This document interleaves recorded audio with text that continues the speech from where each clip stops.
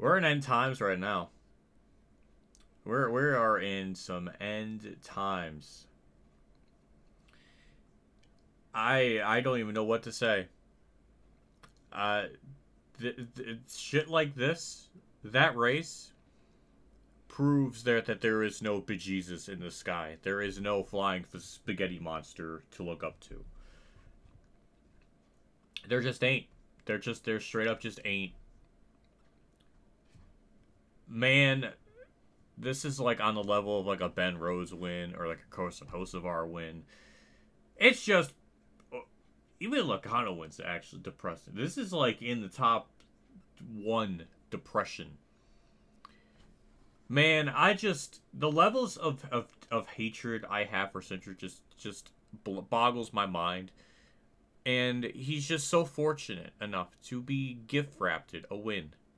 Because Ryan Blaney's pit crew somehow did not fill his tank. They went 64 laps on that green flag run. When their fuel can hold 70. So I don't understand how that happened. I don't understand anything right now. But we're going to do this race and try our best to just function as a normal human being in today's day and age. Because I truly don't know anymore. I just love Cindric doing nothing his entire career and winning a 500, then proceeding to do nothing and continues to do nothing. Oh, but he ran good today. Yeah, Rich Bickle in Darlington in like the 90s had a good top 5 run. But you know what? He's actually like a decent human being and, you know, is humble. Cindric has been gift wrapped at everything his entire career by his connections, because that's all that really matters in this world anymore is connections. And it's funny.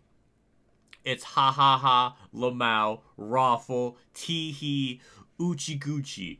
No, I refuse. I don't even have the anger in me to I don't know. It's System of a Down time. Literally System of a Down of reality. I'm just annoyed. Yes, Cindric does look like a dollar store Pee Wee Herman.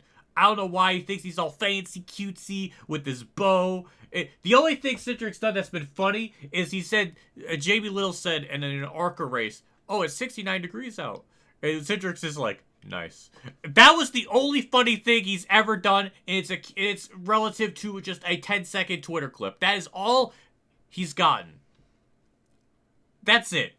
There's nothing else that I can find redeemable. Well, let's not forget that he freaking plowed through Kaz Gralla to win a Canadian Tire race, and then he wins the race. He's all happy. He's always on smiles and feels great. It's like, yeah, I would love to feel great about just plowing through someone, and because of that, got him a playoff spot. And then in turn, got Ryan Truex out, and then Ryan Truex's career is still trying to be rebuilt, even though he's able to win races. He won a Dover race, and then it's like, we're going to put someone else in there that probably won't be able to do anything. But Ryan Truex wins Dover 2 years in a row? Nah, doesn't deserve it. Don't got funding. Cindric's got all the funding, because his dad literally is like president of Penske. So, yeah, makes sense. And then he gets a playoff spot. No, 20th in points because win don't equal deserving playoff spot. Reason number 672 why this format is stupid. Not only that, but Larson still has not been granted a waiver or even giving an answer.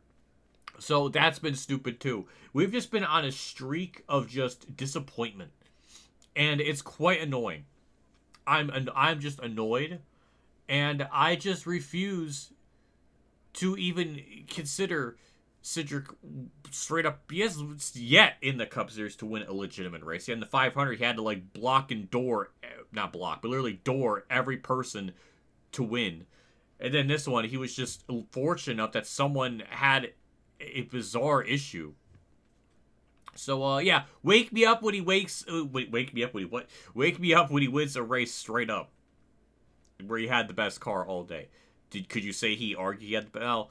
Bell was gonna probably win, but then it took Ryan Blaney running out of fuel, Bell's car kind of like blowing up for things to happen. I wish I was in that situation to be just gift wrapped good luck. But no, I'm not going to sit here like, oh, well, you know, he had a good... A lot of people in the span of history can have one good race. So, no. And now he's in this playoffs, even though this is like a second top 10. No, second top 10. And his first top 5 this year, and first... I don't know, I have to look at Racing Reference. When the fuck was his last top 5 other than this race? Got to look that up, because I don't know. Because it feels like it's been a while. But hey, we know what, we're going to look it up. I'll figure it out. You're the driver of the 2-car, won't be good. You know what? I probably won't be if I was complaining, but I would probably admit, kind of gift wrapped it. I'm probably not going to say it publicly because that's going to probably hurt my sponsors, but when you're in that type of position, yeah, I'm going to sit there and act like that was the greatest thing ever and I deserved it, and I'm going to nepotism myself all the way to the kingdom come. Humanity said, do you not understand jokes, sarcasm? Can I not have a goof? Can I not have a gaff? I'm glad it worked, though. Made people think I was serious with that. But, yeah, I'm annoyed. So, we're going to do this race.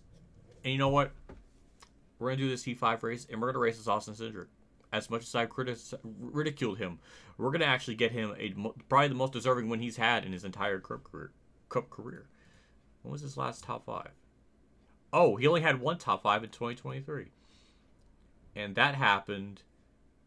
Was that a plate track? Oh! It's at a plate track! Oh, we gotta search for another one. Search for another legitimate top 5. Search for another... Because the other top 5 was at Atlanta earlier this year. So, that's not a track I would consider, like, legitimate. So, 2022... Oh, no, wait, hold on. He actually... Okay, hold on. Do we have to go back to 2022? His last top 5. Last top 5.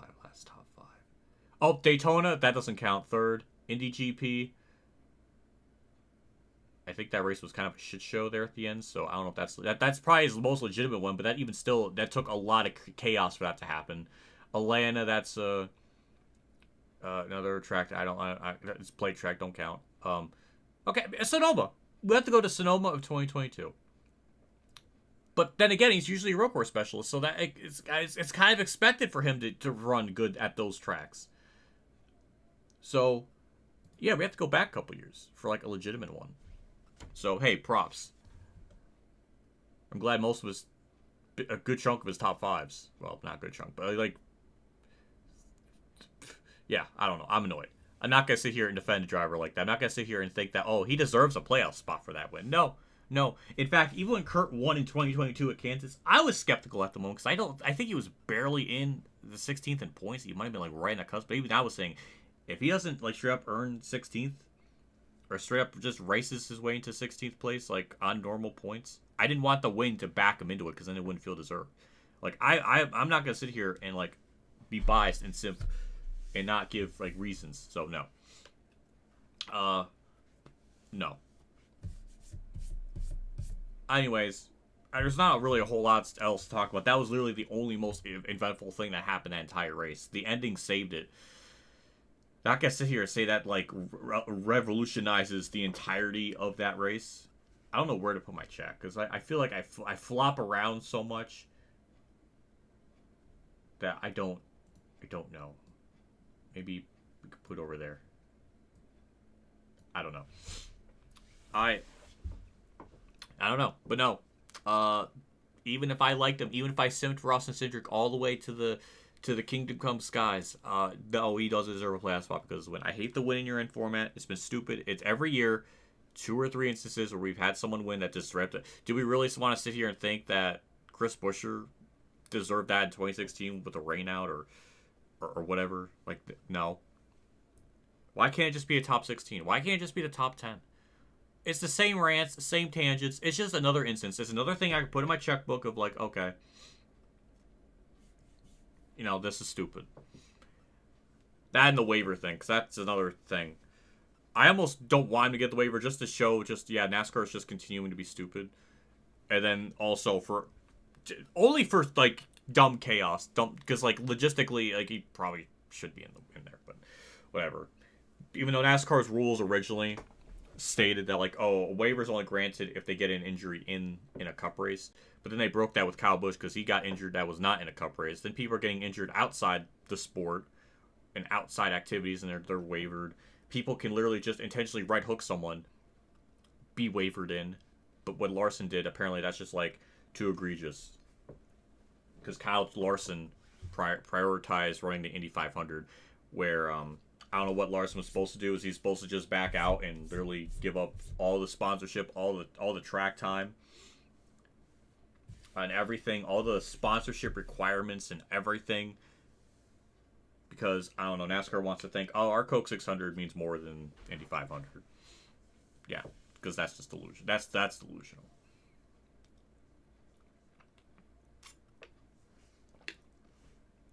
So, I don't know. I'm just annoyed. I'm so tired of it. Cowboys didn't even playoffs. Yeah, isn't Suarez taking his spot? I don't even know anymore.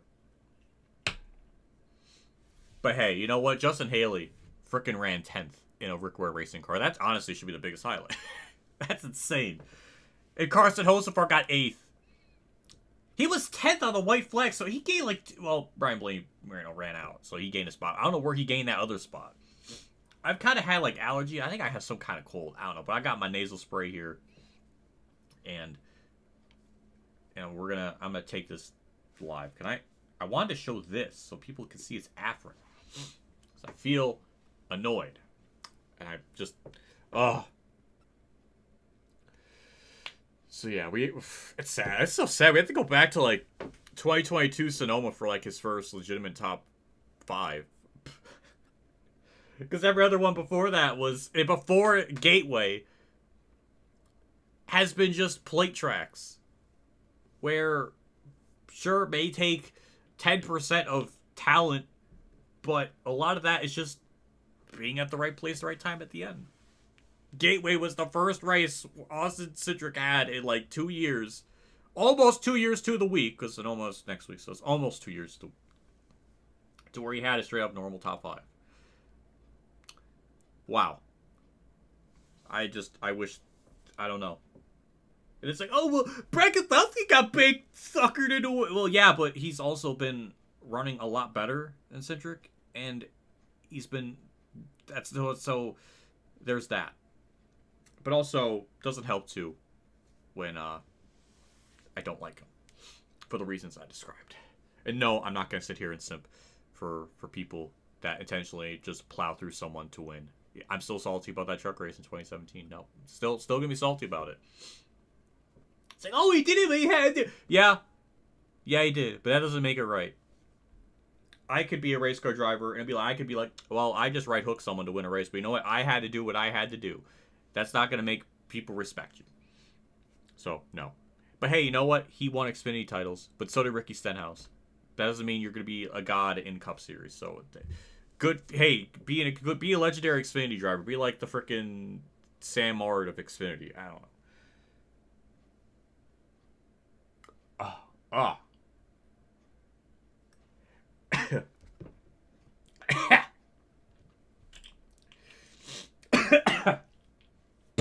I hate it.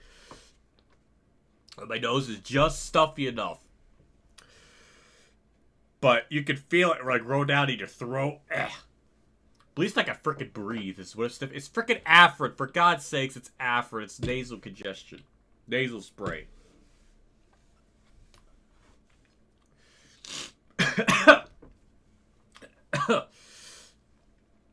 Like Kansas did. Oh, God. What Kansas did was wrong, too. But the other thing is people forget the context of Logano basically bullying him for like the last couple of weeks that led into it. It's just not like Kenseth just did it for no reason. So, yes, what Kenseth did was wrong. But also, Logano was fucking due for something because he was doing stupid shit to him with the Kansas shit. And then, like, Kenseth was blocking, but because someone blocks, it doesn't mean, oh, I should just dump them because of it. The other thing, too, is he was brake checking Logano or Kenseth, or Legal was break checking Kenseth getting into Piro at Talladega, which is stupid. So, yeah, that was coming. And that, because of that shit, basically cost Logano the championship, both in the real-life playoffs and also full season points, because he lost the championship by, like, 20 points or something. So if he just had a normal race at Martinsville and didn't explode, he probably would have won it. But because Logano was stupid, he ruined his, like, only chance to win championship. And no, I'm not going to sit here and accept the fact that Logano's a two-time champion, because no, I'm not going to sit here and acknowledge that, because he wasn't the best all year. He was the best in, like, one race, so, hey, good for him. Fucking Bobby Allison would be, like, a 7-time champion if we were doing this by, like, one race format.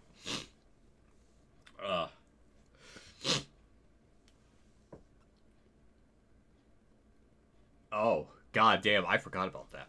But hey, you know what? Sometimes even people I like do stupid shit. Like Dale Jr. Didn't forget about Bristol 2004, where he's intentionally self-spun. He did get penalized, but hey, I didn't forget that. It was stupid. Truex going insane during Kyle Larson? No, I disagree with that. Because Larson didn't do anything. In fact, he should be more pissed at Hamlin. So, yeah, that was dumb. I can admit when some of my favorite drivers do stupid shit. It's just all in the volume. It all depends on their past track record. All that. Oh, I wish my nose was feeling freaking better.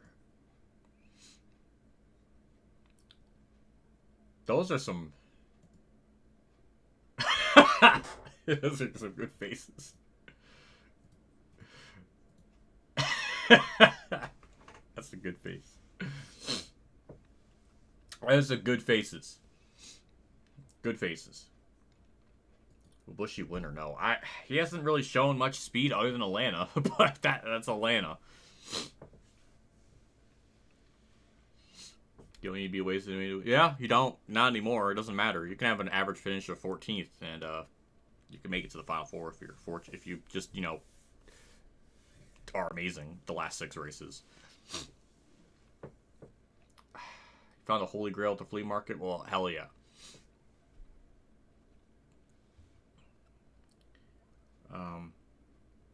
But hey, you know what? Van Gisberg won.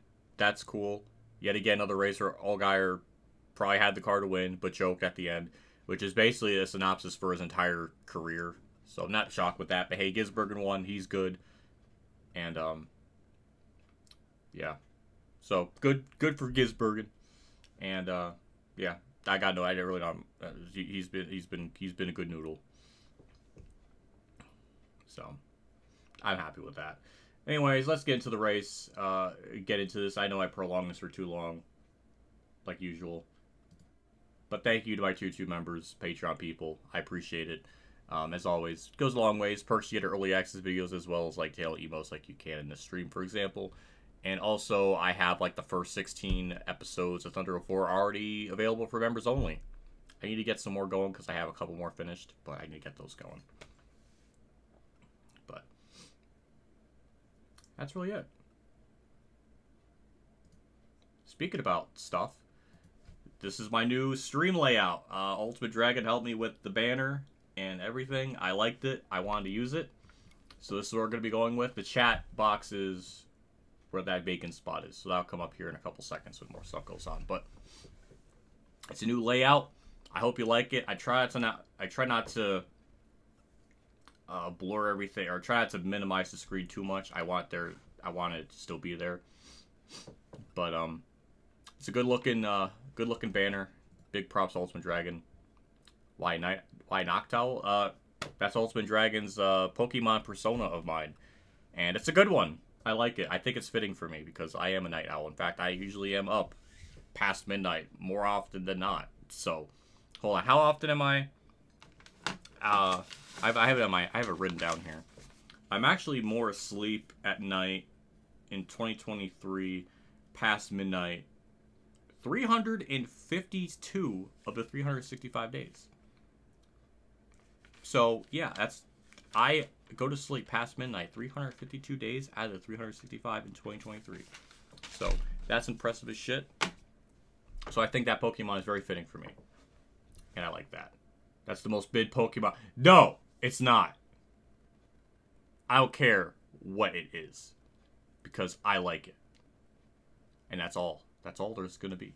I might maybe have to change my chat box so you can actually see everything. So it's like, how do I go to clean? Well, clean's not going to look right. I think box is probably going to be the best look for that. But here we go. So there's a lot of cool things with obviously the color scheme. I think the color scheme on it is good. It matches my channel, so it's quite perfect. Double Easter egg, knocked out Pokemon. I selected what to have. Pokemon NASCAR YouTubers with the partner Pokemon video, and the layout resembles Alan Quickie's Cruise Cube. Yep, I was just saying that. Yeah, it's good stuff. I like it. I think Lord mentioned something about me liking things on Instagram. I did. They're quality stuff. Spencer Boyce is using question marks. I feel like I've ignored him. Don't forget Austin Dillon as Austin also has Xfinity. Yeah, he does. Good for him. Well, not in 2021, but he really probably should have. But hey, he's good in Xfinity. I could say that much. But so was Stenhouse. I don't know why there's so many question marks. But at this rate, Allgaier should be nicknamed Justin Allchoker. I know KJ likes him, but this is Canada. He's choked so well. Phoenix, that wasn't really his fault because the car just like exploded on him. But he's had a lot of bad luck, and then a lot of just things not going his way or just falling apart at the end of the race. Like he should have won Portland last year, and then Parker Kligerman sent it 3 wide and it destroyed Allgaier. So I don't know. He's just cursed. His whole Xfinity career is cursed. Even though he's literally a driver, when you take out Leach, it should have like 50 plus wins, and should be like the leading driver if we actually factor on that amount. So people are like, oh, he tied Dale Jr. It's like I don't really have much of a feeling because he surpassed Dale Jr. a long time ago in my eyes in the Xfinity series. Because that guy he's like raced like triple the amount of races, but yeah, if there weren't Leaches stole like 30 plus wins away from him. So not really surprised that Allgaier is probably the best with that. But yeah, Rick Mast did good in the Indy. Well, he led 2 laps, I think. He got the pole. But there's been drivers throughout the history. I mean, Phil Parsons won at Talladega, and then nothing ever again. Jimmy Spencer won at Daytona and Dega in 94, but that was because freaking Junior Johnson cars were like cheated up that year. There's some scandals about it, so then he did nothing else afterwards. So that doesn't really mean much. Stenhouse is all of his wins. Well, 2017 it came out that they were doing something to the roof of the car to make it aerodynamically fast. So you could say it's cheating. It's like, oh well, every team cheats. Well, I mean, when it's so blatant that like normal people can kind of see it. Yeah. But then Stenhouse also has pertained to do on really fuck all. All 3 of his wins that came at plate tracks. He's like Michael Waltrip, except even Michael Waltrip has had more success outside Daytona and Dega and stuff. Like looking at stuff like I would say he would have more talent than Stenhouse. I feel like that's like an insult, but that's like a compliment because freaking Michael Waltrip, at least at some points in like 2002 and 3 or something, he was like top 10 in points or something. Like he was, I don't know. But then you could say that with freaking Ward Burton in like 2000. He was like second in points at one point. But yeah, I would definitely say Michael Waltrip probably has more. It's more impressive than Stenhouse. I don't know. Anyways, rants, tangents aside, thank you. You're welcome.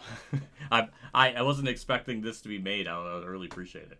So we're going to try it out. We're going to see how this goes. Hopefully people like it. I try not to take too much out of the screen, but at least now my face cam's not going to take up any part of the screen. You're going to see all of it in full. It's going to look really good on desktop. I don't know. It might look terrible on the phone, but if it's on a TV, then it'll look pretty hot. I hope. So, yeah. By all rants, by all logics, at least Cindric won in a banger of a car. I like that paint scheme, so yeah. So we're gonna race as him. We're gonna get him the win that he deserved. I don't know why I am, but I think Michael Two Scoops of Raisin Brand is doing the same type of stream I am, but he's also racing as Ryan Blaney, so I didn't want to literally drive as the driver he was gonna drive, presumably. So and also Cindric's car looks cool. Is that okay for me to admit? Like, I feel like that's a reasonable take. It's a nice looking car. It reminds me of Tron. But then again, I think this is like a carryover from like one of Brad Keselowski's paint schemes or something. Because Keselowski, I think, had this in like 2020. I don't know. Maybe not. But we're going to race as him. So obviously, worldwide technology. The background's white, but it is a day race. So the segs we're going to go with here, pretty normal. Normal fuel, tire consumption, normal wear rate, normal fall off. Flags will be on... I'll probably keep them on strict. Stages, we'll do multiple stages because just like real life. Hopefully strict yellow. With Gateway, typically, from what I've always seen with Gateway, the AI don't always... the yellows don't always come out. It's usually a track, even in like Heat 2, 3, and 4, etc., has always had long green flag runs, so we shouldn't have like a whole bunch of yellows. At least I'm not hoping so. But we'll do 100% race length. AI settings, same as normal. Skill range, narrow. And everything else normal. Infrequent mechanical failures. Reminds me of Austin Dillon's Coke 600 win. Yeah. Kind of. Slightly different circumstances, but still just kind of being gift wrapped into a fortunate position. But that's Austin Dillon's entire career, which Austin Cindric's kind of fallen in that same boat. Same with Stenhouse. Yeah, that's our settings. It should be pretty tough. Turn yellows off completely. There needs to be moments where I can look at chat during a caution or a stage break. I gotta have something like that. And since these are basically simulation races, I'm gonna do that. The last stage ran green all the way. I'm pretty sure it did.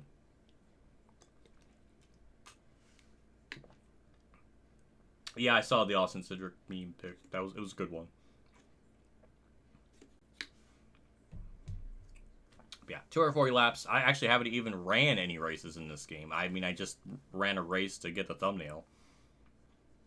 Which then in turn turned out looking so much like Moves'. So there's going to be like some controversy with that. Like, oh, you're stealing Moves' idea. It's like, well, I always run Monday races of the race that they ran previously. I've been doing that for like multiple months now.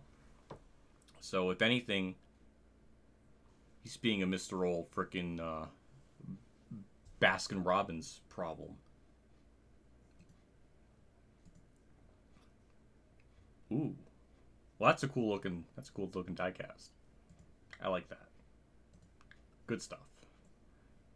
Put that over there. So, yeah, we're just gonna get into it. So close, 30 minutes of pre-race. Well, it's always right at 30 minutes, it seems like, anymore. I don't know. But I think this will be a quick race with just how short the laps are, so. Yeah. Anyways, we're gonna get into it. There we go. Alright. So obviously we're starting last. That's always the standard. That's always the norm. I just like how this looks. I like the look of it. It looks good. It's always on my preview screen. It just, everything looks so much smaller. But then I was looking on my desktop. It's like, oh, it actually doesn't look as bad as I'm thinking. But when you see like the Thunder 04 stuff, you'll always see like my tags or my tabs that I have open. Nothing's really like bad in them. It's just... Some of them are funny when you just look at the... When you look at the... there's like one from like the second Michigan race where all it just says is government cheese. And it's just like, what is that? What does that mean? It's like, well, I was watching a Wendigoon video and talking about government stuff with milk and cheese and all that. So I was watching that. You're actually happy for Austin Cindric? He's just like him in the truck series. He's growing on me. Man, I wish I had that type of feeling for every driver, but I just hold grudges too much. That is one of my personal problems. But as a thing, as grudgy as I can be, I've forgiven people that I probably have had no right to forgive. I've forgiven people that like literally tried to like catfish me and pretend to be a girl for like a year on me. But then they apologized, but then I kind of didn't talk for them for like a year, but then I came back to talk to them afterwards. There was someone that also like recently like apologized to me, saying that they were sorry for all the shit that they gave me for accusing that I was faking my dad's heart attack for money. And I forgave that. I probably shouldn't, but I did. So I have the ability to forgive. It just, I guess with other drivers, you know, they just can't go into their DMs with me and say, hey, I'm sorry I did that to that one guy. So, and also, all I'm seeing is the public persona. And I just hold grudges too much.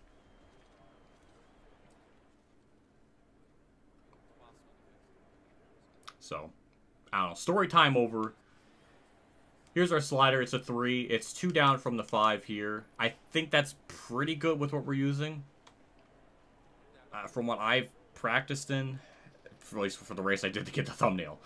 I went with a 4 originally, and then it was just too loose on long run, so I think a 3 is probably perfect. Maybe a 2 is even better, but we're going to try with a 3. I think that might be the best balance. But either way, from what I experienced, it's going to be a tough race. We're not just going to crush the field and just lead like 200 to 240 laps. It's going to probably take us a little bit, so we want that. And then, hey, if we don't win, then it's just like, well, Austin Cindric, you know, if we don't win with Austin Cindric, then it's just, I could just rationalize that as, whatever, I don't like him, so, you know, it don't mean anything. So there's nothing really on the line here with me losing. I almost feel like it'll be, I want to lose. Are the stages accurate? I don't know, but hello, Corey.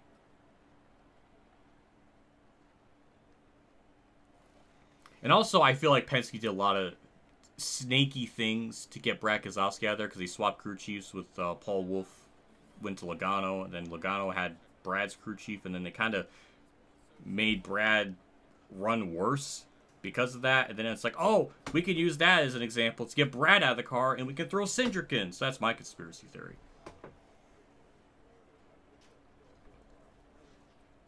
Also, I did like your I did like your Golden Boy video. I basically agree with it. Because I really don't think there's such a thing as a Golden Boy. I do think it is interesting with Junior's penalty. In 2004, NASCAR Nixon made like a thread in one of his Facebook groups or something, and it was like compiling a list of driver penalties for swearing and like what the thread of that was like. And basically, what at that period in time, Junior's penalty for saying shit on TV was kind of unprecedented, because there was never really an instance of that before. Usually it's always been a fine. So them doing that penalty is a little bull honky. A little extra bull honky. Then also, the only instance of NASCAR favoring one of their favorite drivers is 2011 Coke 600, because that wreck with Jeff Burton and everything, that should have been a yellow, but they just kept it going because they really, really wanted Junior to win. And then it backfired because he ran out of fuel anyways. But that's like the only instance of like bias, is that moment. That's really it. But yeah, 98% of the time, I don't think NASCAR favors anyone in particular with that. So good video as always. I know I felt bad that you didn't like it as much, because I thought that was fine. That's like the only two things. You could have brought the 2011 Coke 600, and the Junior's fine was bizarre even for the time, because it was kind of an unprecedented thing, because they didn't usually do that from what the records had shown. That's really it. Shit, I should be like a freaking part of his team. I should be part of freaking Elite Precision's team on that. Give me like 2% of your ad revenue. I create a word for you to use, and now you just throw it around. I love that word. I love that word. I think it's a good word. This face cam is really bugging me, because my head is being chopped off a little bit. I want this to be up a little bit more. There we go. That's all I wanted.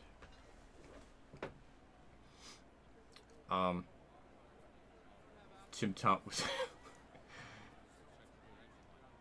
Anyways, we're gonna get into this race. I feel weird even racing as them right now, but we gotta do it. 30 people watching. We gotta get going here. It's almost 40 minutes. Oh my God, Shrek's on pole. That's the greatest race ever.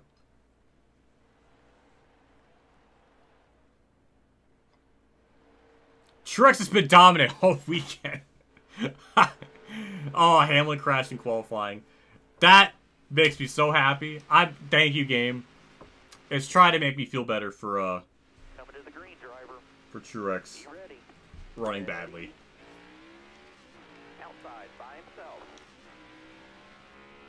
But Hamlin's back here, so typically I would assume Hamlin's going to probably be fast too. But Truex being fast, that's going to make this race a lot harder. Because Truex is already kind of one of the fastest cars in this mod. Then you just make him even faster, and then I don't know if we might finish second in this one. That's how it's going to be.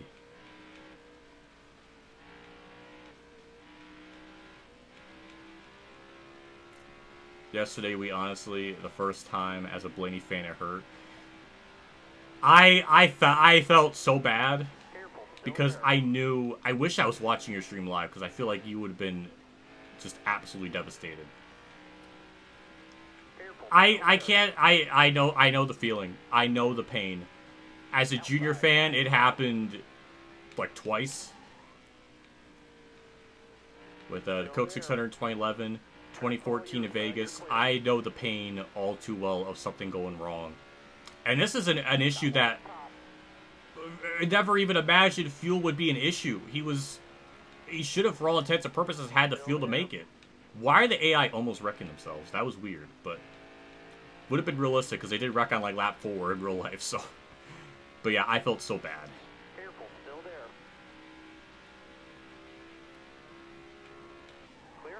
Same for Bell. Bell was like one of the few people to make passes and do stuff, and then his car went wrong and fell apart.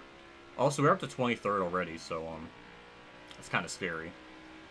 But as usual, once we get in the top 15, it'll be a lot harder to make up passes and stuff. Also, they're just giving me this bottom lane. They are not even trying to, I don't know, race that part of the track, so it's making it a lot easier for me to make passes. Gotta love Truex even Bell. That was wholesome. That was wholesome. It made me happy. Truex, such a good teammate. What a good lad. My simp fanboy half for Truex just continues to get thicker, and it just refuses to go down. Don't you look at me, Chad. Don't you frickin' interpret that the wrong way. Pocono 21 moment. Yeah, it definitely was. Jerry Nadeau. Oh, God. The Jerry Nadeau one might be, like, the saddest one ever. Just for the context of running that 44 car that, for so many years up to that point, is just a meddling, failing team to then just all of a sudden have an amazing race and to win. A track at... that Nadeau got the pole in like 97 and famously choked going into turn 1. Like, that would have been such a redemption. But no, we couldn't have had that. Then it was Ricky Rudd that won, who also got boned at Sonoma like 10 years before 2002. So, both drivers in the top 2 with Nadeau and Rudd got boned at that track in different ways. Weird. Hello, Spencer Boynes.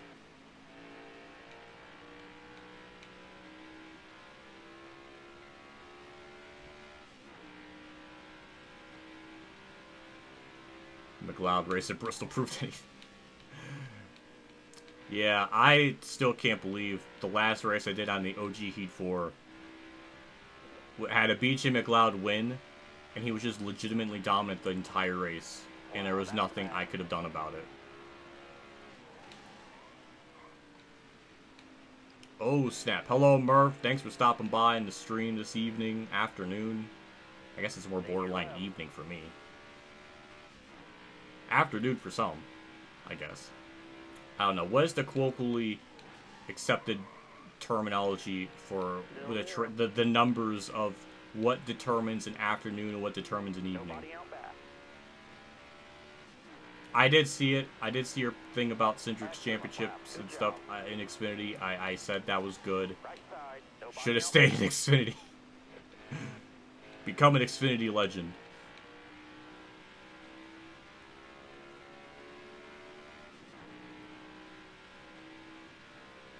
But, yeah, we're up to P11. The only thing I worry about is the tire fall off on the long run. From what I saw in my practice, it did seem like to be a problem.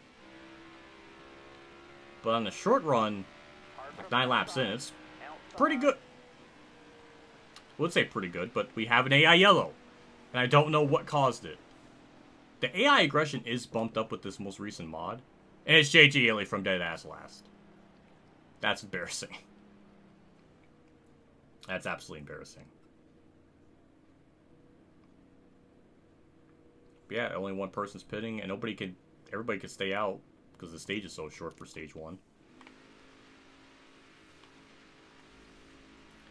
Well, now we got track position, and now we got a shot to get the lead. Usually, we don't get yellows 12 laps in. That's... Game's throwing me a curveball. I just worry about the long run. From what I experienced, it just seemed like I have a bit more of an advantage with that.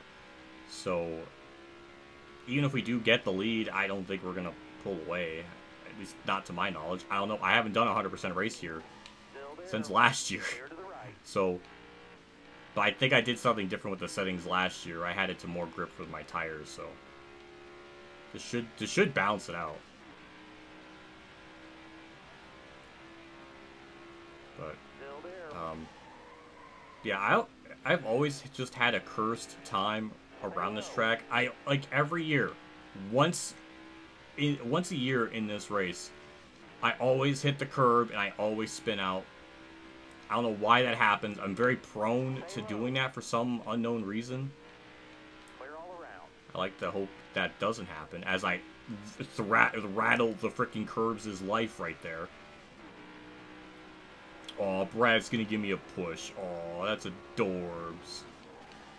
Right side, top 3, use it if you need it. But yeah, I don't know what the AI are doing in that corner. I think it's because of the AI aggression. They try to run different lines, so they're more just erratic with what lines they choose. Truex damn near wrecked himself there. I don't know what they're doing, but hey, Belsley, that's just like real life.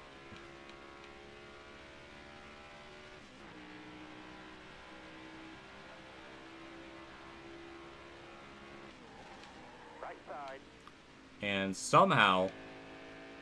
Well, okay, not yet. I was about to say I thought we were going to get the lead there. Maybe we will now. Somehow, someway, just when I think I've made it the settings difficult, I just then put myself in position to get the lead. I truly don't know anymore. I truly don't know anymore. We're just at the point now where I'm just too good in these games. But then, if I try to make it harder, then it's like impossibly hard. Because competition mode's broken. Competition mode might actually be fun if I can actually put in like a setup. Because then as the run goes on, the car gets stupidly loose. So I don't know anymore.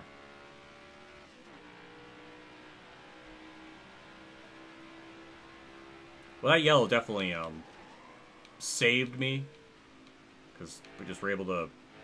The whole field was bunched up.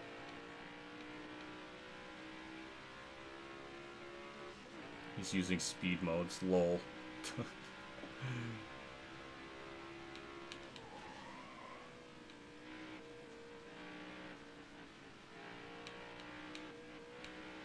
I'm just curious to see what this car is going to do in the long run. Which we're not going to be able to experience because the stages are stupid. And the stages don't allow this to happen.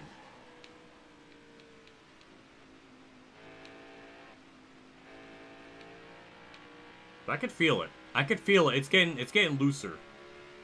So we might have gotten the lead at like the perfect time. Because I don't think we're going to really hang on to it very long, as we can kind of see with Byron trying to pass me. So, still got to be careful. Still gotta be on my toes. Thankfully the car isn't getting out of control loose yet. But we're just about to hit halfway in the stage here pretty shortly.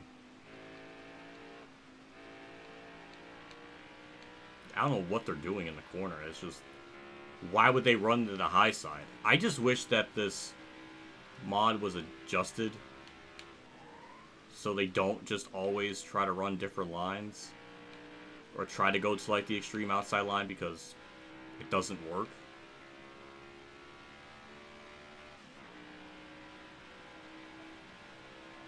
This is like Darlington, New Hampshire edition.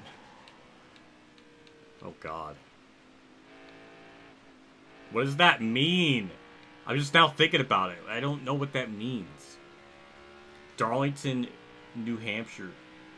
I guess easy as New Hampshire, but oh, it is. It's, okay, never mind. I figured it out. Because this track is kind of like Darlington. With the way it's shaped. It's like an inverse of it. I get it. I took too much brain power for me to figure out. JC using big words right there.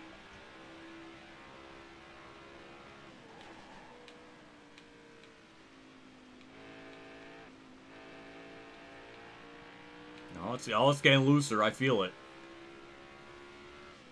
How's F124? I've heard bad things about it. I'm not really surprised. But man, that game just continues to just embarrass itself. The entire F1 series. But even as bad as 24 is, it's probably still better than Ignition. People got it good. They at least have a yearly game that works somewhat. I don't know, it's just kind of sad.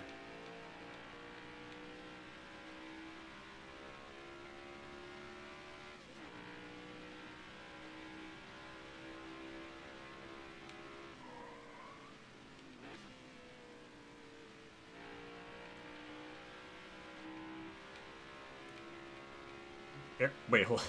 Eric Jones is 4th? I just noticed that on my leaderboard. When did this happen? He was like outside the top 10 when I passed him. Eric Jones is low-key fast today, apparently. Faster than Martin Truex Jr., who's typically fast and is on fire. I'm just perplexed. That's all I'll say. I'm just perplexed.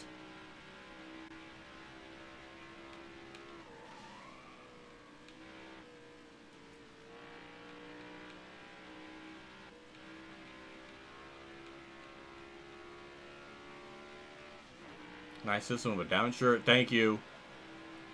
I'm glad. It's one of those days where I just went in my closet, closed my eyes, flung my arm around, and then I landed on a shirt. And it just so happened to be this. That's how I decide what shirt to wear. It's more fun that way. So, anytime a shirt comes up, it's just, I picked it based on pure luck.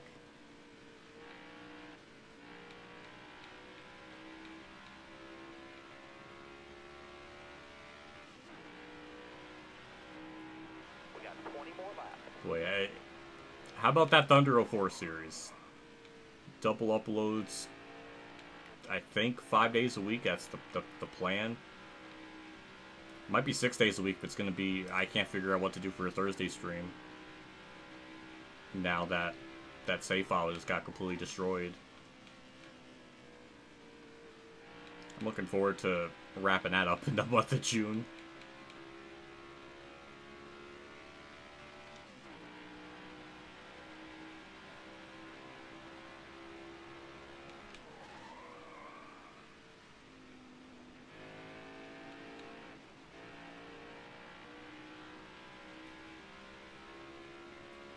We're about to hit our first lap car in 15 laps? That seems very quick. Is Austin Hill a snowflake today? He's not a snowflake, but he is very slow.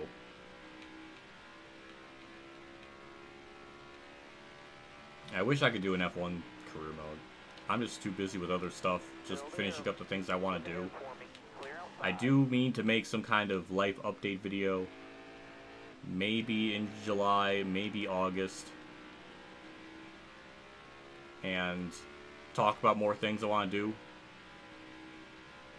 Because there's a lot on the mind, a lot of things I want to plan on doing. Inside, nobody out back.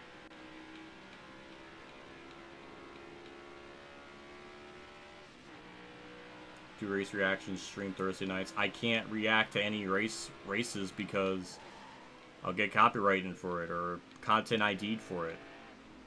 and I don't want to put my channel at risk. I did it once for the 96 Wilkesboro race, and I got content ID'd for it. So I don't want to be taking any risks with the channel because of that.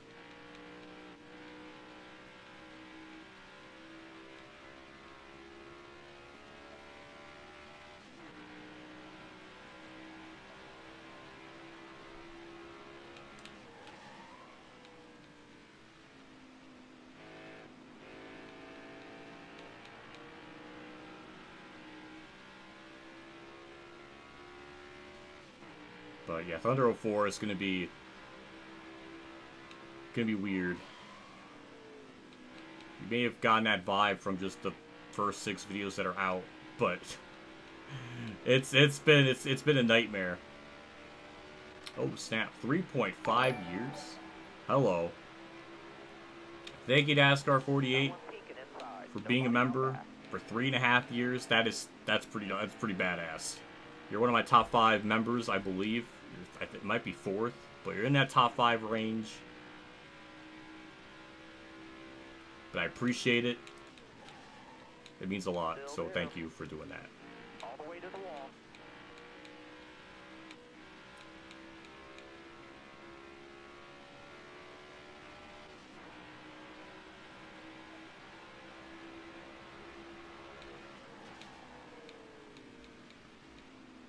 Just have to stream on you as a viewer.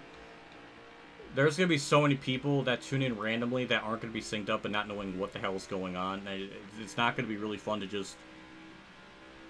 That's going to put a lot of extra work on the viewer to somehow sync it up.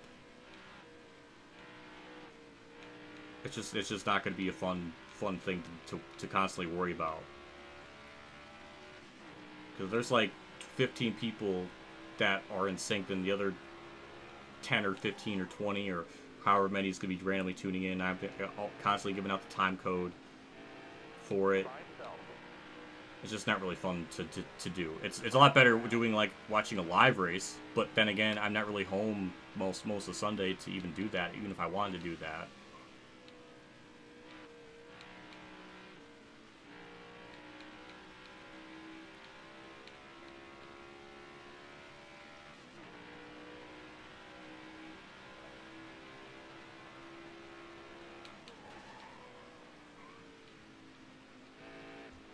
Well, I was only right in one regard.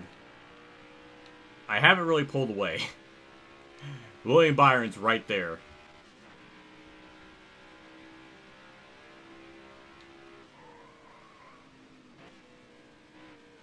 Looking inside now. Clear low. Because he's still all over me now. Now, the car hasn't gotten super loose yet, but we're not even halfway into the fuel run or tire run, so... It's almost like you need more time in a natural stage for things to develop. Because now we're starting to get the car to be like loose.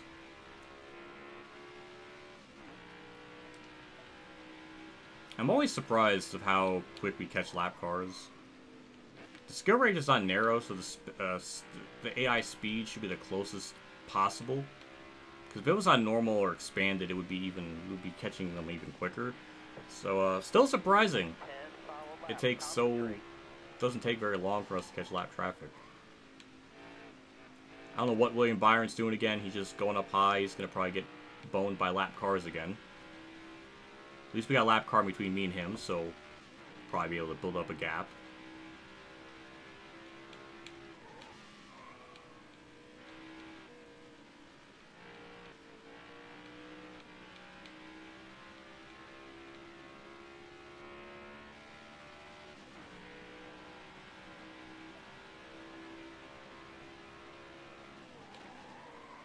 Careful, still there.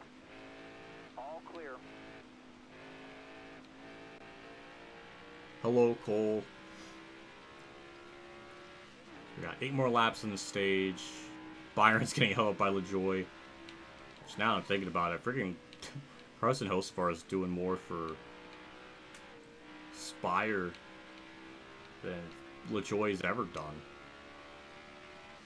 It's kind of insane. Now we can definitely confirm what Hostvar did last year in the 9 car. Not the 9 car, but the 7 car. Wasn't really much of a fluke when he was running good, because he ended up getting 8th in this race. In fact, he finished better this year than he did last year. So he's kind of... That'll be crazy if he can win. He has more of a shot to win than Corey LaJoie at this point. I don't know, it's just weird. I never would expect it, but he ran very good. And then Justin Haley got a 9th. That's also insane. I can't believe it. He's proving everyone to be wrong. And one of the most big brain galaxy move things I've ever quite seen someone do. Or career decision. So everybody was saying it was going to be a bad idea. By all metrics, it should.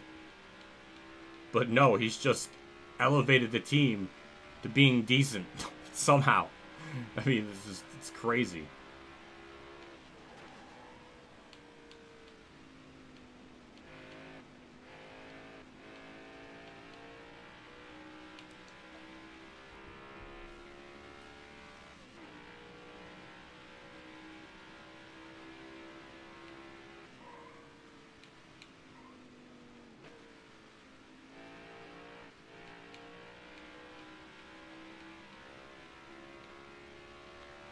Alright, let's see. Eric Jones still 4th. Oh my lord. Allmendinger's 3rd. Hella. That's even more strange. Okay, now it's starting to get really, really goofy feeling.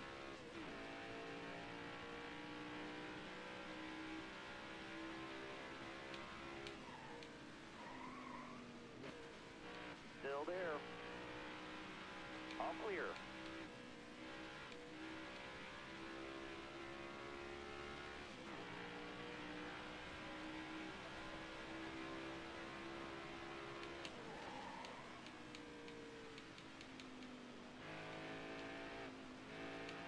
If Carson Hocevar doesn't intentionally wreck himself to bring out a yellow and dump someone to try to win a championship, maybe by 2030 I'll start liking him.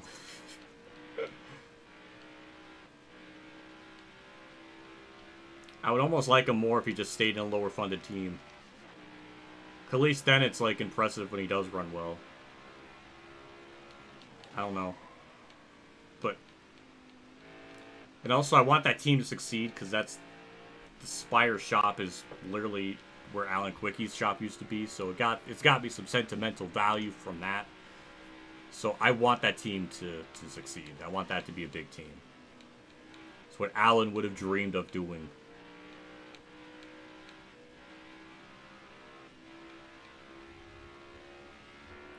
Yeah, Byron's still there. Why is they did Ty Gibbs dirty in this game, in this mod. He was not running like in the 30s.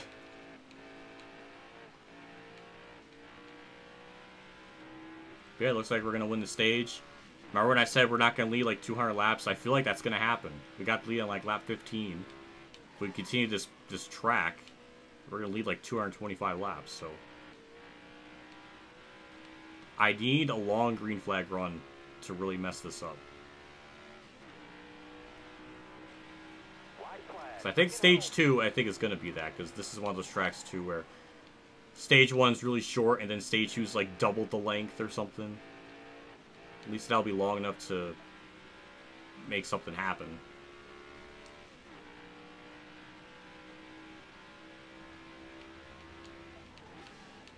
That's going to be stage 1 in the books. William Byron was the only one to really kind of keep me on my toes. We're almost about to lap Austin Hill a second time. There we go. Way to go, driver. Stage 1 in the books.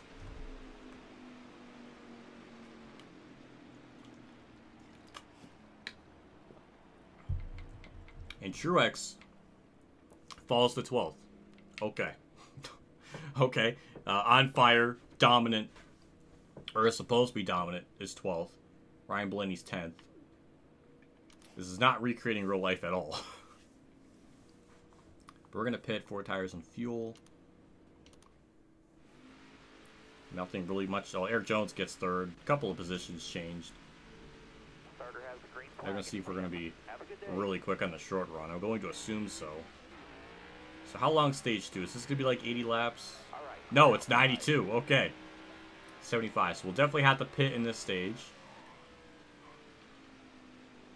One back. Look outside. He's outside. He's outside there by himself. All clear. And it's definitely a lot of laps to work with. So if this just goes green, which might be asking a lot with this game today. But it should, for all intents and purposes, it's starting to get loose there at the end, but I guess we'll find out as we do this run.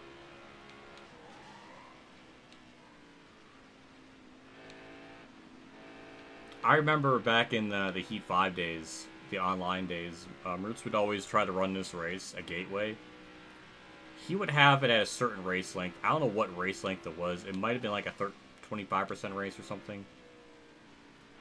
But it was a race where you could technically make it on one pit stop, but then for the second half of the run, you're going to have to like fuel save the entirety of it. Wow, that's fast. And you can also try to do just 2 pit stops and try to go from there. So it kind of turned into like this weird fuel strategy race. And he would never be able to win here. He was so close to winning and then hasn't been able to win it. It was a funny, ongoing thing. I remember running in those races. It was good times. I miss those. He was that was like every Monday night he would do a Heat 5 stream or a live stream, racing online. That went on for what felt like 2 or 3 years, maybe. I don't know. Maybe it's like something like 2 years, but no, because I remember back even when I was in a bowling league in like 2019. He was doing that on a Monday, so it was probably from like 2019 and 21 or something.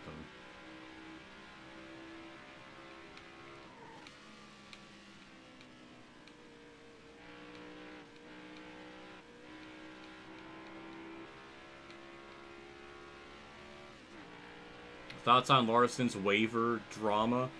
It's quite. It's sometimes, some days I get annoyed.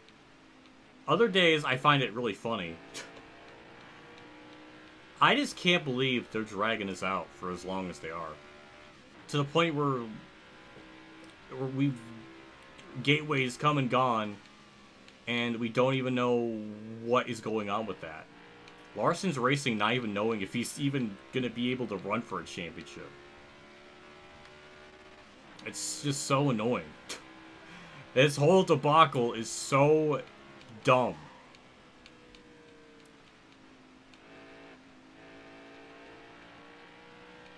Like, this is the one thing they're gonna die on a hill on with the waiver, even though they've never, ever adhered to it. They've set this rule where it was originally supposed to be if you get in a accident in the Cup Series, then you get a waiver. Well, then it went to, well, Kyle Busch got an accident on track, but it was an Xfinity Series. It wasn't a Cup Series, but whatever. That's not really what the rules originally stated it to be. But screw it. He's allowed in. Kurt Busch gets alleged of being an abuser. An incident that's not racing related. There's no accident on track that got him injured. But is gifted a waiver by what the original rule said. Like, all of this is dumb.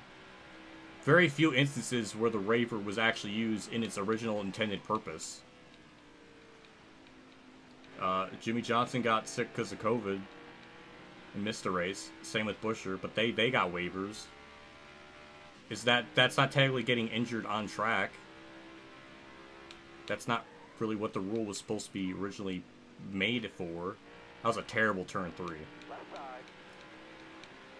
So the entire history of this waiver thing has been always wrong and has not made any sense.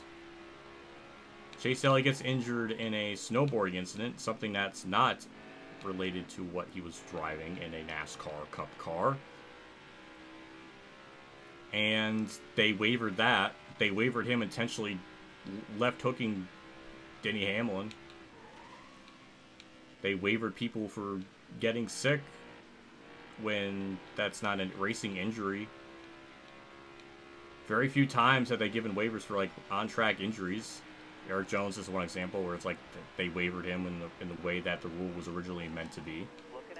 It's just very few instances of it.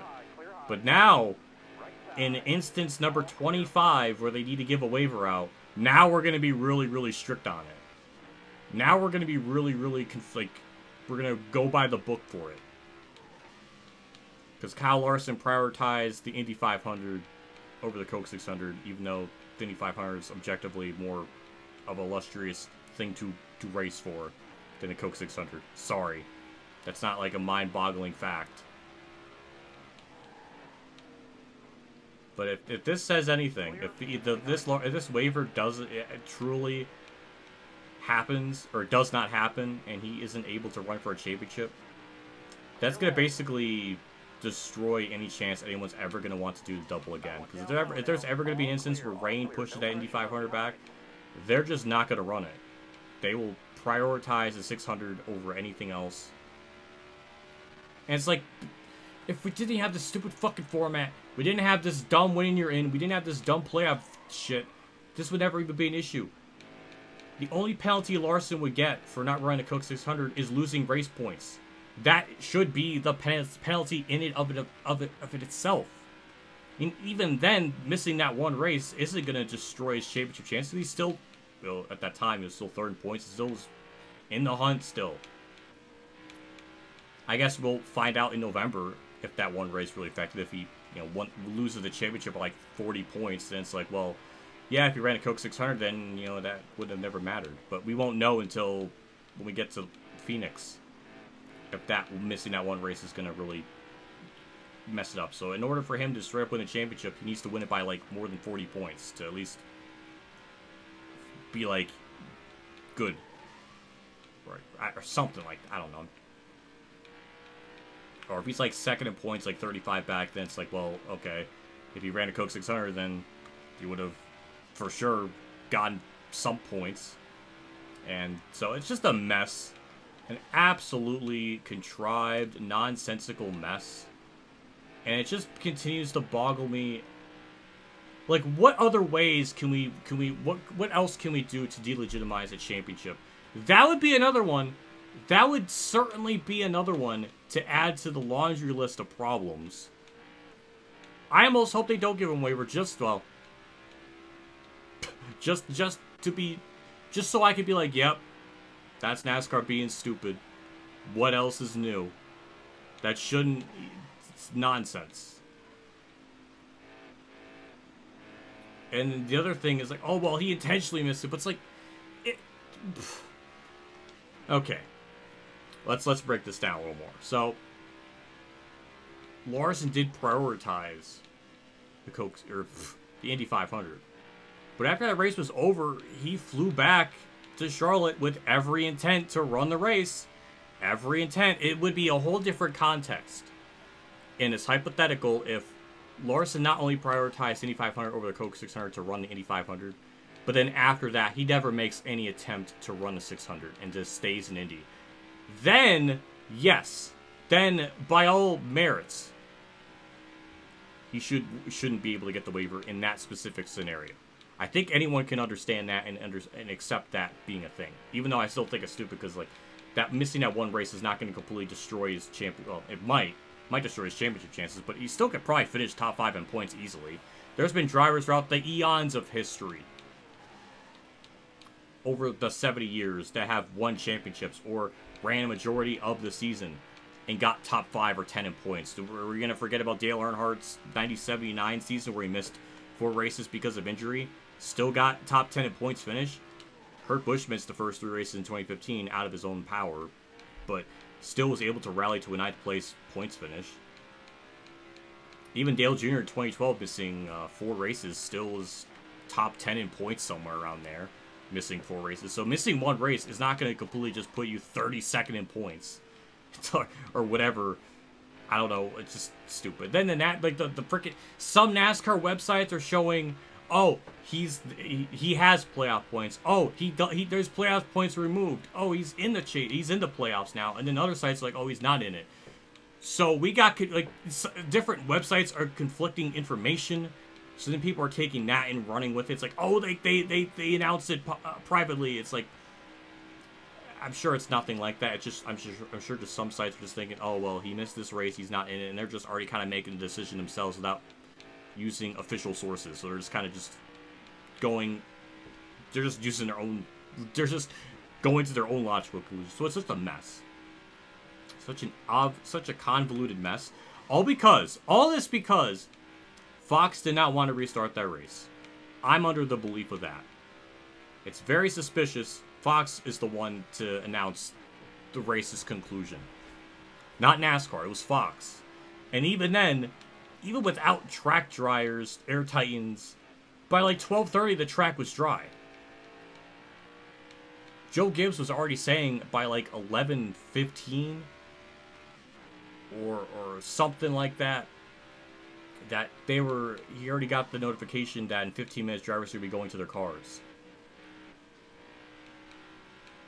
So, yeah, if we had the air titans out, if the track was dry with no air titans by 12:30, then track with jet dryers, air titans, everything, probably would have been done by like midnight or 11:45 even. Maybe not 11:45, but probably midnight. So, yeah, all this because Fox ended it. And this caused this whole shitstorm. It would have been nice, it would have been nice to see what Larson could have done. It would have been cool to see all that. There was a gift-wrapped storyline right there, and they just ended it. Because the TV companies had more of a say in what the race is supposed to do than NASCAR itself, so that's kind of gross. So it's such a mess. It's a convoluted, nonsensical mess, and it just continues to really show shit like this is why NASCAR can't be booming in the way that it used to. Because of formats, bizarre decisions, and so many other factors. Even though this year, in particular, the ratings have increased a little bit, which is nice. But decisions like that, moments like those, are just reasons why it just can't ever be back to where it once was. That is just a shit, awful look, and just terrible. So, there's my rant. JC got me all fired up while I'm racing, by the way.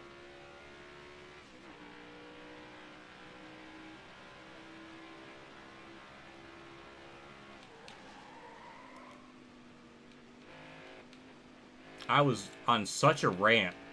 I didn't even look at chat. Careful, still there. I think Elite Precision was on a tangent about something. I missed all of that. I feel bad. All clear, all clear. No pressure from behind. And this also goes into another conspiracy, another theory, that Brian France wasn't the head honcho as we think, because even though he's gone, the one that popularized all these ideas that we use now, we're still using them.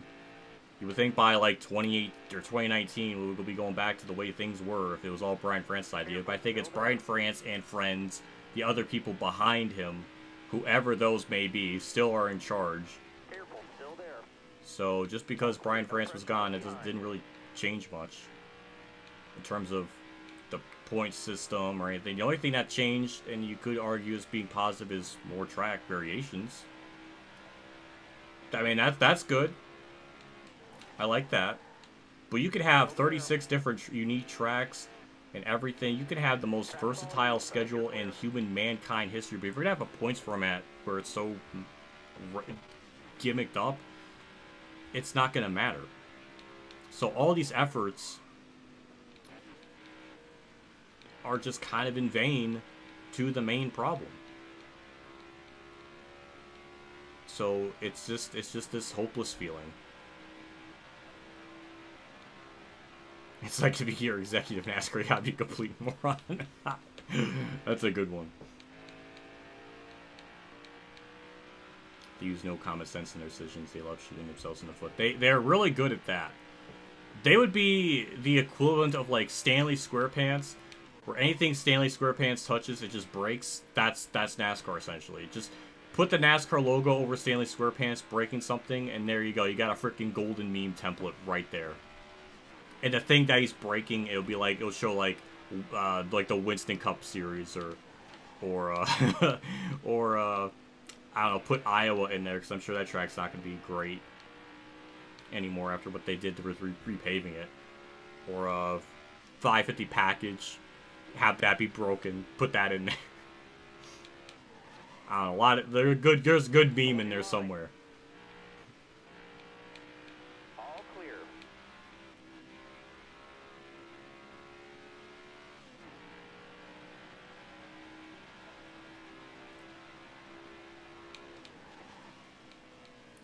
Ultimate Drive's gonna be like that type of... She's gonna be like 80 years old, and something happens in NASCAR, and she's like, I called it. I called it 70 years ago, and it finally happened. The truth came out. And she'll be right. And everybody's gonna be like, but we hate her. We can't agree with her.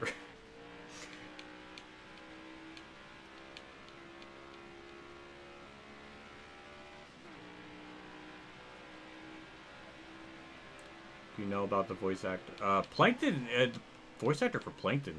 He's like also a writer and director of some movie projects and stuff. Like, he's talented in his own areas too. I've heard about some of that stuff.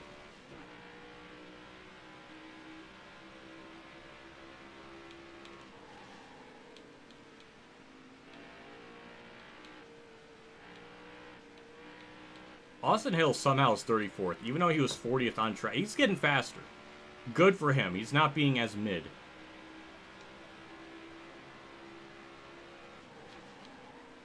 Careful, still there. How do I have a second and a half lead? All clear, all clear. Why is Chase Briscoe 33rd? Car there on the outside. All clear. So 31 laps into this. We got 42 in the fuel.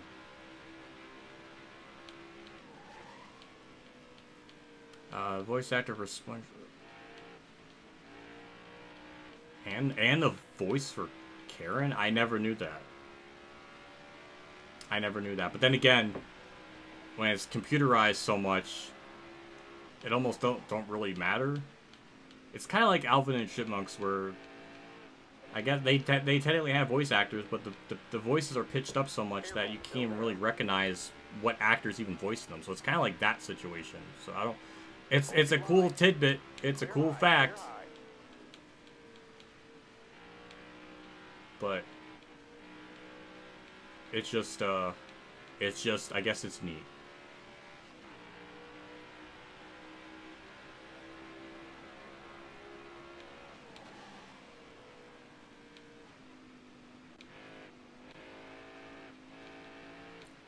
Okay, now it's starting to get looser now. It took a little bit. I'm glad I lowered the preset to help with that.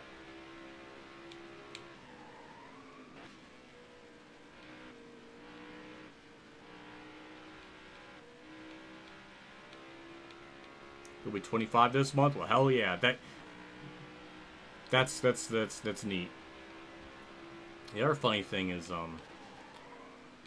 low, stay low. some person in like a YouTube short, Nobody out back. who I used to work for Blizzard, he always gives out like very interesting life advice, and he said that in a very, very whimsical, magical way.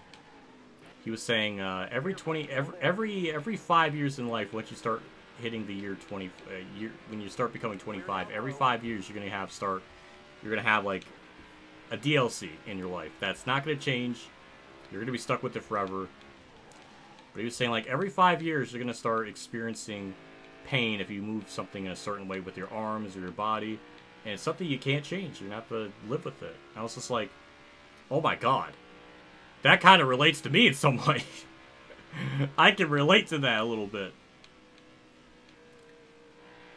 So I'm gonna have another DLC, another year of new pain that I'm not aware of. That's kind of scary. It was a good video.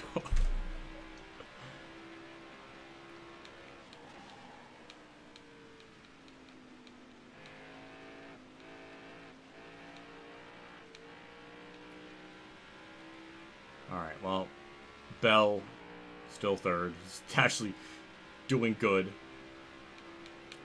William Byron's right there. Again, just lurking. He's waiting for me to make a mistake, which I feel like it's going to happen. I'm going to hit that curb or something in turns 3 and spin out. It's been part of the gateway tradition in any game that I've ever played.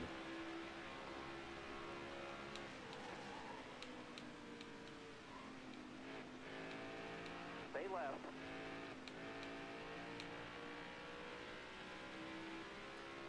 Almirola, 29th. I guess that could be Gregson in this case, that's funny. Stay low. I have a good chunk of cars already in 30 laps. Left side. Right side. Hello, clear. William All Byron. around. Is that Kyle Larson 23rd? Really? That's truly not fair. That's not fair at all. Left side. Okay, Byron. Okay. I see you. Can Justin Haley hold them up, Still there. please? Nope. Alright, now it's a battle. It's a battle. Stay on the bottom. All clear. Hit the curb. Alright, we got the lead back. Thank you, Larson, for holding them up a little bit. Your own teammate, your own flesh and blood. Stay to your left.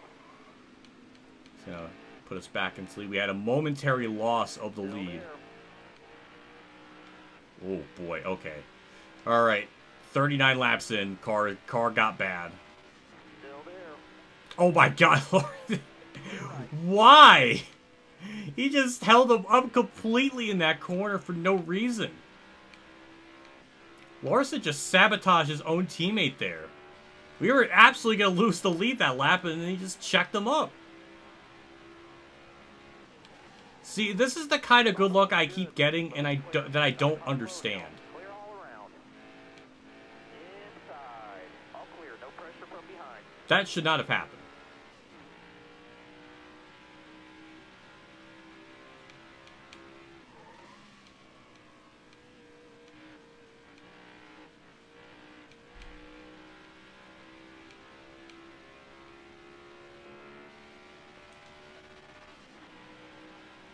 I forgot to shift there. It's my fault. Hind lane's moving. Clear behind him. You got room. You're clear. Just parking the bus on the bottom, just keeping them down there, because I just don't want to get by me. As I always say, if they're gonna pass me, they're gonna have to do it around the outside, because that is something I just have to be careful with.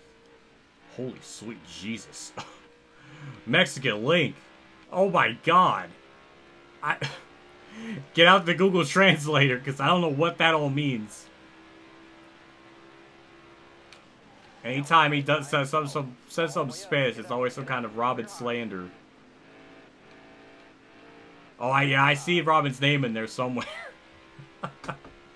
Holy shit, man, that's insane. Thank you. Thank you for that. Oh my lord. We're gonna have to get Phantom Foxy on the translator. That's... Holy crap. I'm trying to focus. My it's having a hard time trying to process everything. William Byron is just hounding me. Stay on the bottom here. I'm scared. Also, Byron has no fuel cap on the left side. I'm just noticing that now. I am confused on that.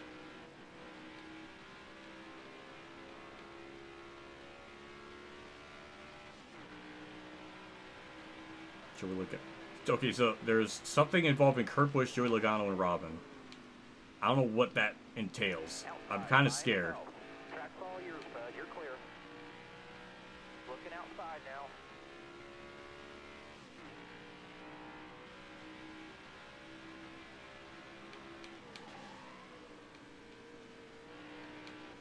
Still there. Clear right. Oh yeah, wasn't Clable supposed to stream? I don't know if there was supposed to be a stream this weekend. Maybe I missed it. Or maybe it was changed, I don't know, but... Damn it. I always look forward to those two. Am my alert gonna pop up for that? I know it usually takes some time to pop up, but is it not? I mean, it worked with the members, the member thing. It definitely worked for that.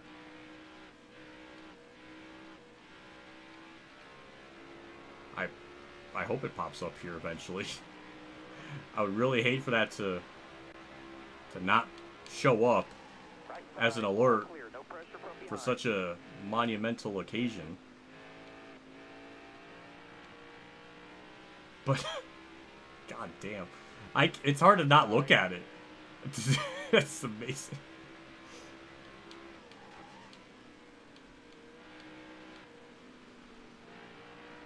Still there.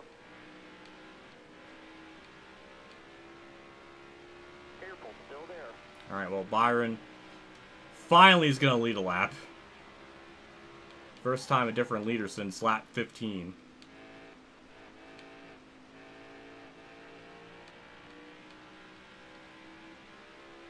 I think he's starting early because it is a 500-mile race that he's doing. I think he must have changed the settings in the game to do that. Because I think for the default, I think it's 400 miles.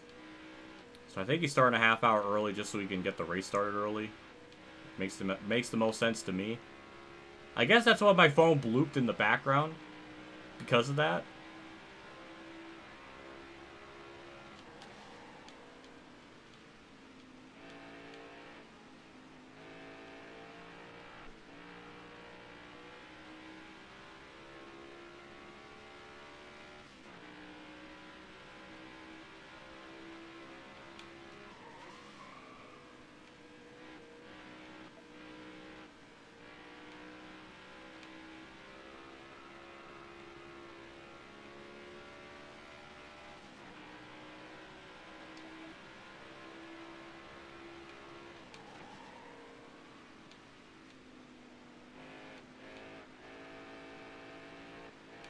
Yeah, I'm trying to push the car.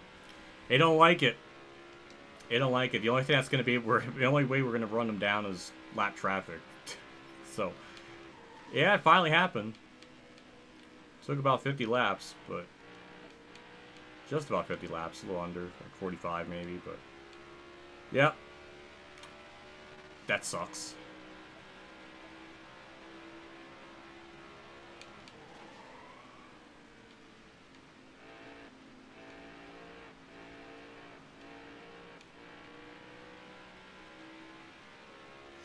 But yeah, I don't know what to say.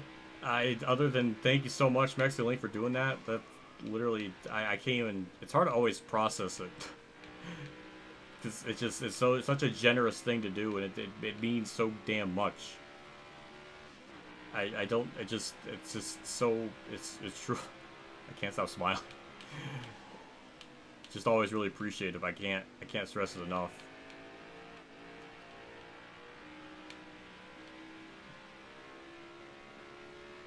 But I got to try to win this for him now. I need to win it for him. I need to make this happen. Oh, that's... Stay left. oh, fuck it. Tied. Leave it to Ty Dillon. Oh, God. That was like the worst timing for all of that to happen. There goes Byron's lead. Still there. Clear right.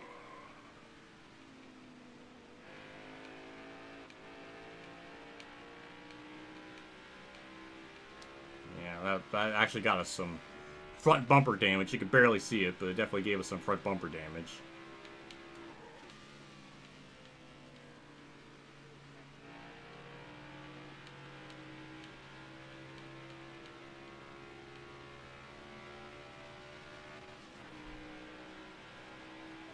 There's a lot of lap cars still in front of him. Oh my lord. No, never mind. He actually drove right through all of it. We're about to lap up to 20th. Outside. That's kind of insane. It's a Kyle Busch running mid. That's so sad. Hold your line. Oh, this game does not love him. Tyler Reddick's running better than him. Oh, that's cursed.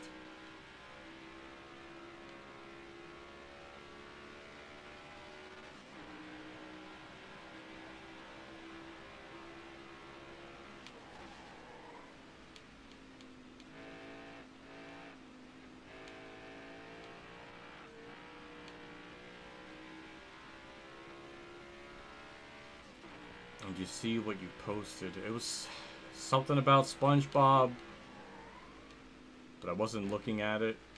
I might have missed that. There was something else that I don't know what that was.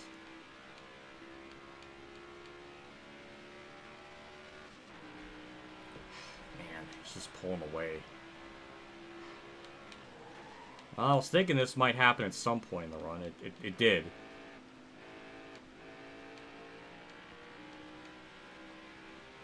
Now we have to suffer for this another 15 laps almost. Ugh.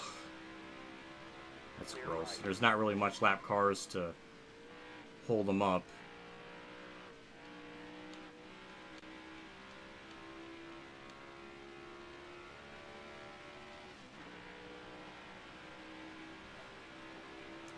Opinion on Kyle Busch in 2024.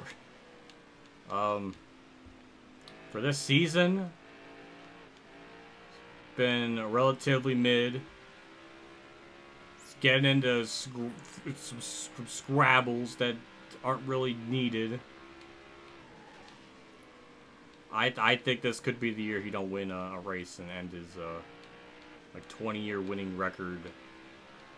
20 years of winning in a race in a season. Still there.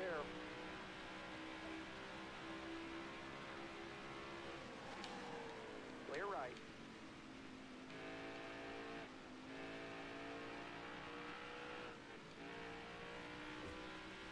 Both voice actors for both SpongeBob and Karen are married in real life. I did not know that. That's interesting. Wait. But you were saying Karen's voiced by Tom Kenny, so is he married to himself? That don't, something not adding up here. Some translations not being fully complicated. What the fuck am I trying to say? Something's not being fully communicated to me.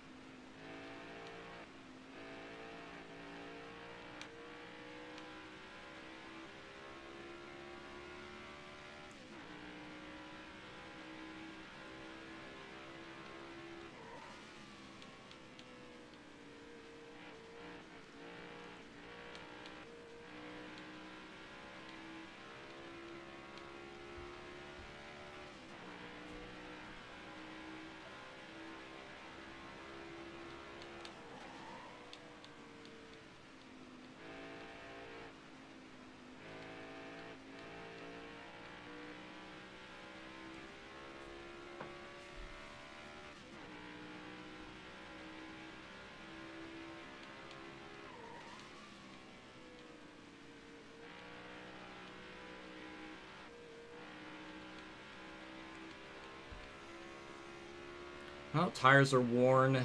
Oh, 11 laps to go on them. Well, that's not great.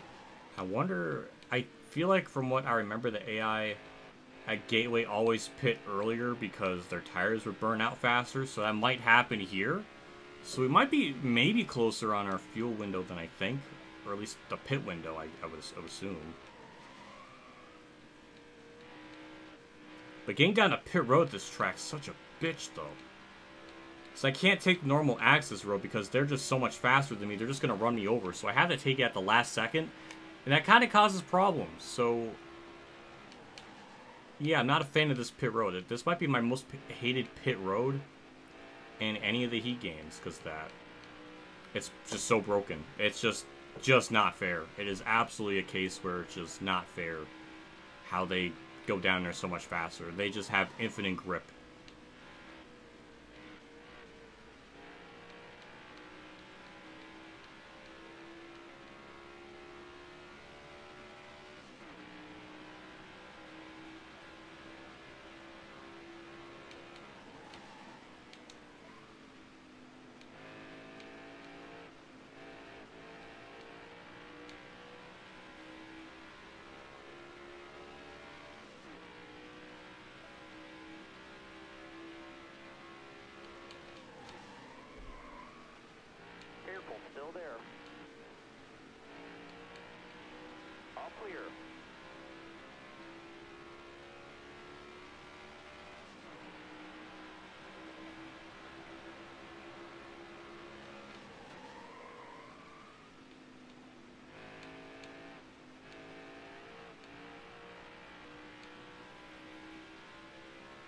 That's fine. DM me. I don't. That's not a problem. Phantom sends me stuff. Multiple people seem to send me something as I'm streaming. That's not anything new or bad or different. I'm trying to focus on this race. I'm losing so much time to. Well, now I'm not because of lap traffic, but I gotta look at that. I gotta look at the. I'm trying to look at chat. I'm trying to look at everything because this game doesn't have the lap counter, or I have to flip through so much things. It just trying to keep an eye on the lead interval. I'm trying to keep an eye on my tires.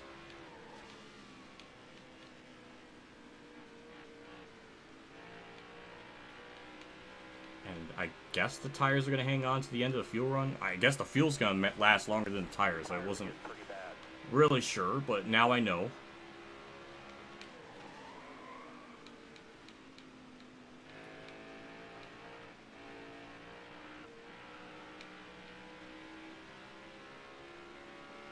Jim John is 18th. That is the best run Jim John's ever had since Phoenix of 2020. That's his best run. He is uncharacteristically fast in this event today. He's usually like 35th to 40th. So Jimmy Johnson, among anything's on fire. Easy on the tires, driver.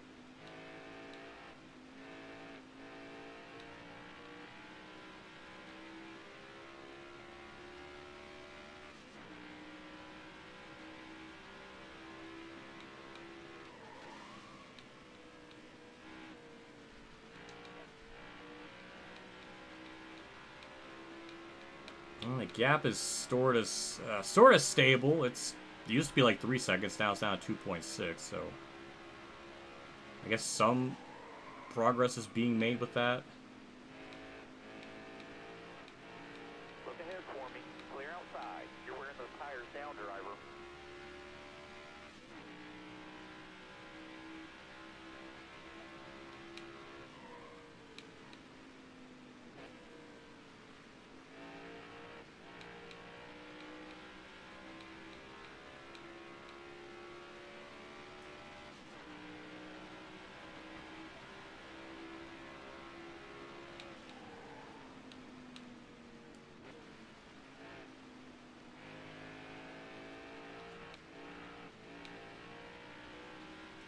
Hello, BLK. I don't know how to say the rest of that, but hello.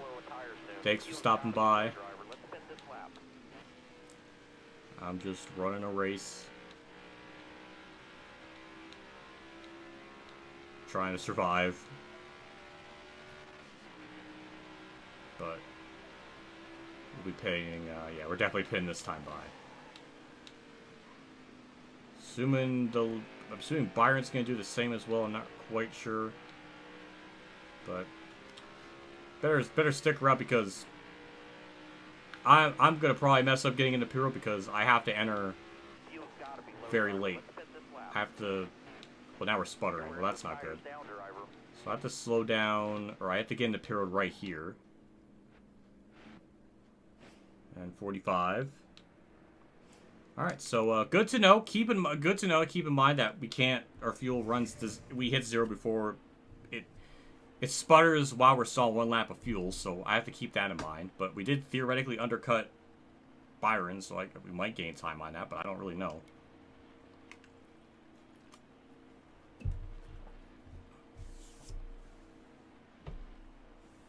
Oh, you did pit that lap. Okay.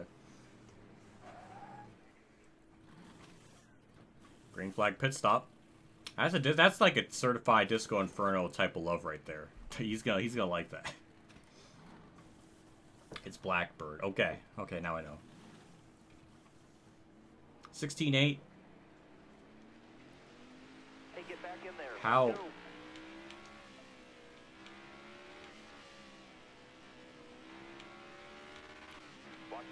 Okay, Byron's ahead of me. Alright, I guess this is going to be a track where they just gain huge amounts... Oh, I mean, I was sputtering, so maybe that doesn't help either, but...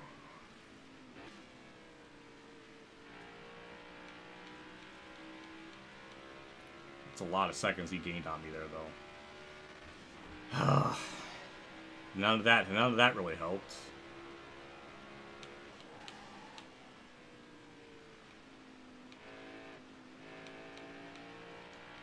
But the amount of laps we have left, that's enough time to maybe run them down. I mean, maybe lap traffic can hold them up. That's like the only thing that we have a shot of.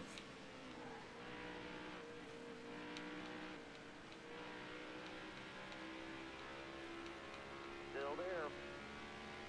Couldn't even properly demonstrate my pit entry because my fuel was sputtering. It kind of messed me up. But yeah, I can't take the normal access road because they go down there way too fast. I'll end up getting wrecked if I try to pit with them. I hate that. It's really stupid. That's been a thing since like Heat 2. That's never been fixed. Their AI path line for pit road is just, let's just jank up the grip to like 1000% so they can just zippity doo die on in there with like no problem. And that's annoying. 20 laps to go.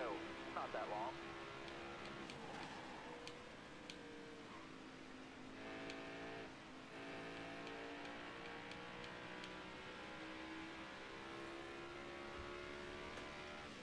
Kind of curious if I could run down Byron because he was, even at the end of stage 1, he was really the only person to kind of keep up with me. So even if I do gain on him, it's not going to be much. Stay on the bottom here. Haven't played Heat games since the PS1 days. Well, they definitely got a bit revamped since the PS1 days. Driving model, everything. It's definitely not quite the same as it used to be. Then I tell you, blame for not want to touch another Heat game after the PS1 though. That's like, that would steer me away from it. Still there.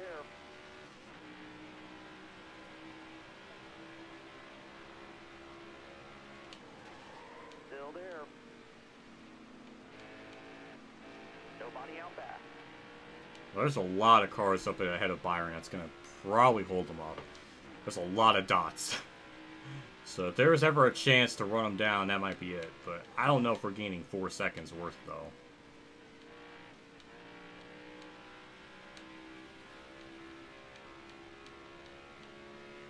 Lapped a lot of cars, though. I think we're up to like 18th at some point, so there's not going to be many cars on lead lap for this final stage. I think the final stage is going to have 100 laps, just about. Maybe 90. It's going to be about the same as stage 2, weirdly enough.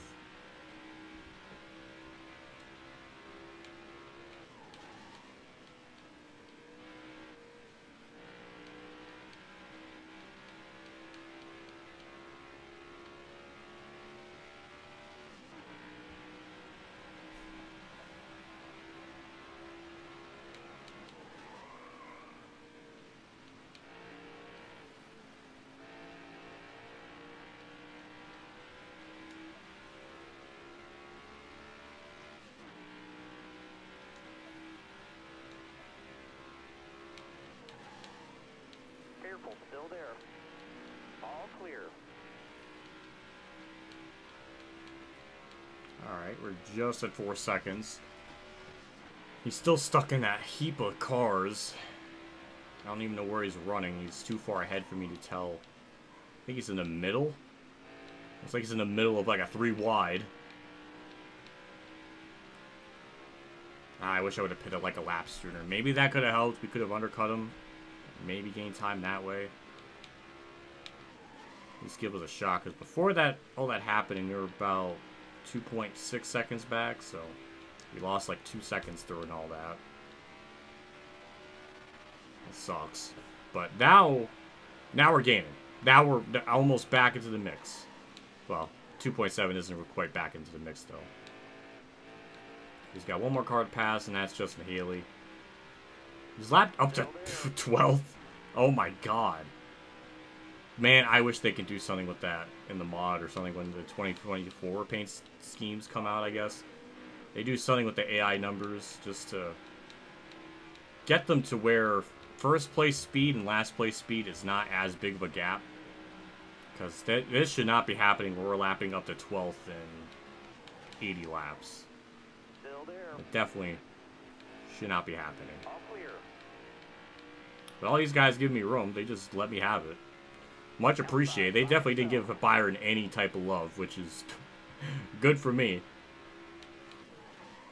Careful. Still there. All clear.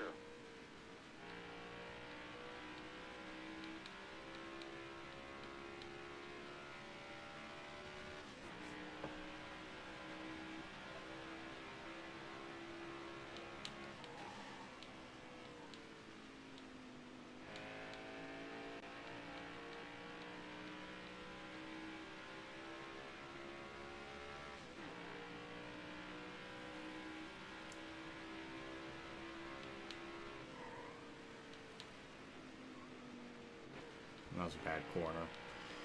That was my fault. But he's only 1.5 up the road. He's got one more lap car to pass, and it's kind of clear sailing. I mean, it really shouldn't be that hard to pass. But it looks like it is. That's Eric Almirola. And Eric Almirola is not running 11th, so that's more of a back marker in this race.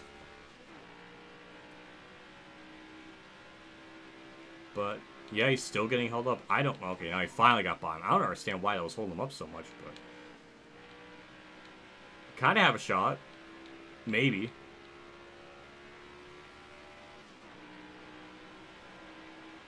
Laps to go.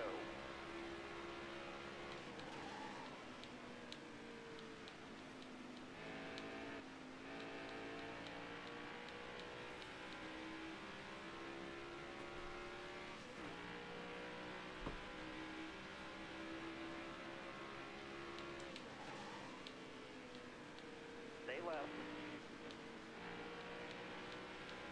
All clear. Oh, now all of a sudden, we have a shot.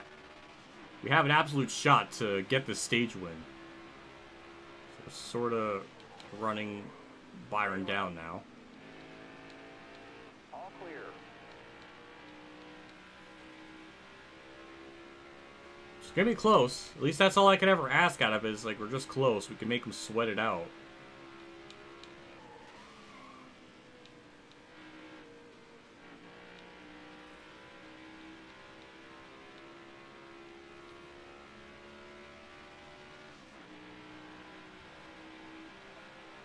Well, at least if anything, we're going to have an exciting Stage 2 finish.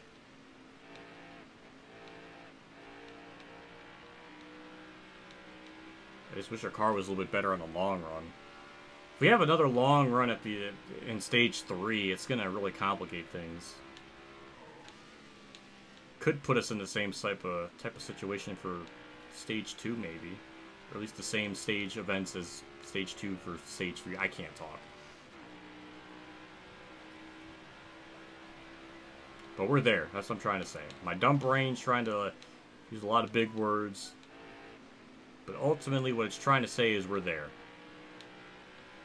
We got one more lap car up ahead that we probably get to before the end of the stage. It's all going to come down to how you pits that lap car.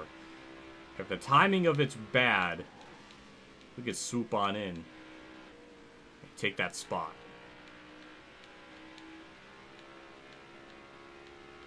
Now we're just kind of using his draft to keep us at bay.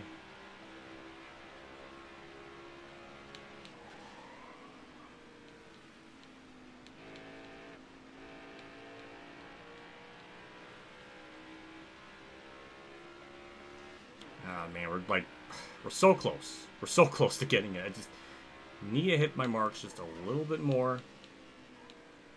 Ooh, we really get a good run to center. That was a really good run to center. And can't say we're there, but I'm gonna poke my nose in here in turn 1. It didn't quite work. So I can maybe set him up for the exit. That was a pretty good exit. Get him in the draft. All right, we're sucking up to him. We're getting a run, and wow! I just threw my controller. I just dropped my controller. Oh my god. Oh. I just fucking dropped my controller. Oh my god. Oh, that's such a deflator. Really? Like we were just getting a run. Like we were just getting a freaking run. And then that happens. I gotta Google Translate what freaking Mexican Link sent me here. Can I even? I can't freaking copy and paste it.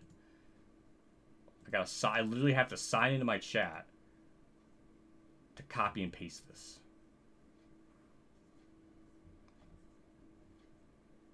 Oh, I can actually like the tweet or the freaking. That's cool.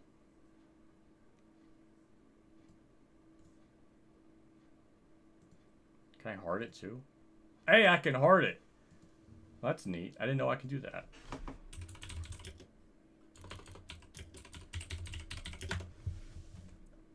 Alright, let's Google Translate this. What on earth is this? I don't know what this means. It says Kurt Busch's hairline, Joey Logano's stretch marks, and Robin's silicone. Let me see you do the new dance called the lemon pepper cockroach. Lemon pepper roach, lemon pepper roach, lemon pepper roach, huh? I don't know what that means. What does that... I don't know what any of that means. I'm so lost. But thank you. I don't know. I just don't know. Alright, we're just gonna get going here. 11 cars on lead lap. Oh my god.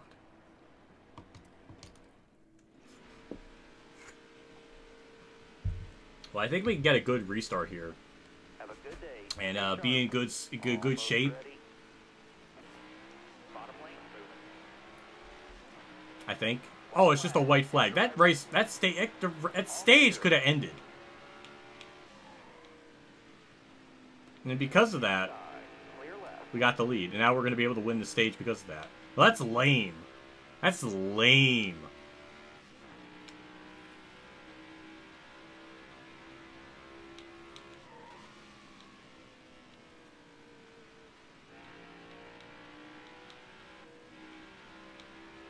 Well, this feels kind of weird to win it like this, though. We were just getting a run. I was about to make the move down low to make the pass. So I guess we were going to win it anyways. But, man, that was going to be so much more exciting if it just played out. Damn the AI. And they're actually pitting. Okay. So, obviously, we're going to do that. First problem is Google Translate. Oh, if Google Translate's not the thing I can go to, I don't know where I can go to translate things. I don't know anymore. Check DMs. I will check DM.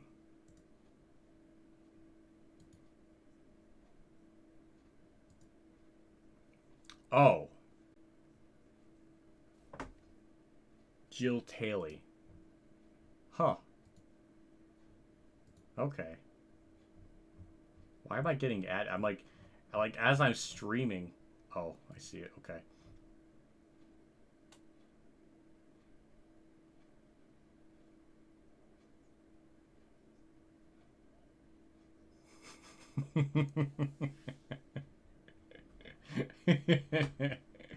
I like these faces. Oh, my Discord's really funny sometimes. Look at this fucking face. Oh shit, that's funny. like I like that one's good. I like that one. Looks like I'm screaming in pain.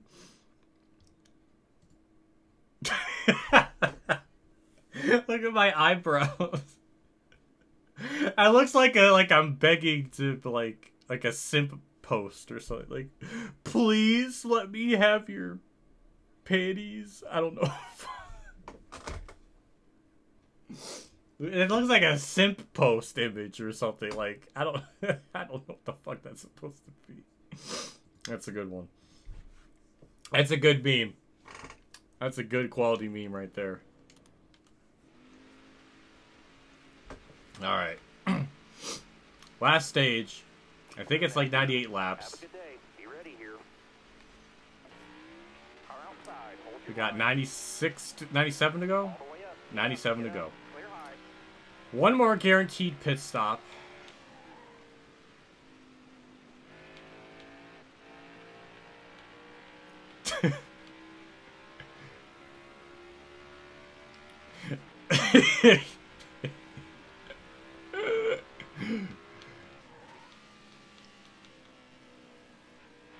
We're just gonna we're just gonna keep racing.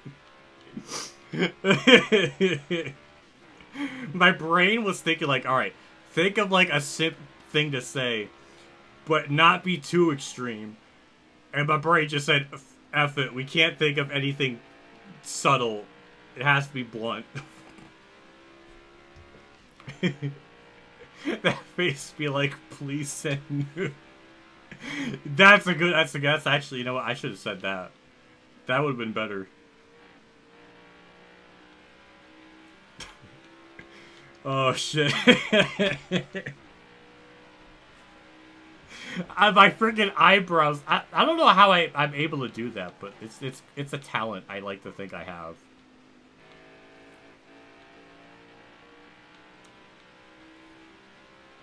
Well, you know what? We're gonna keep on racing. We have 97 laps to go in this.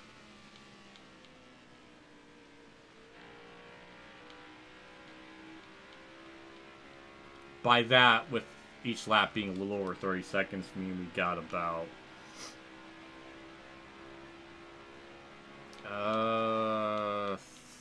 50 minutes maybe left in this, possibly.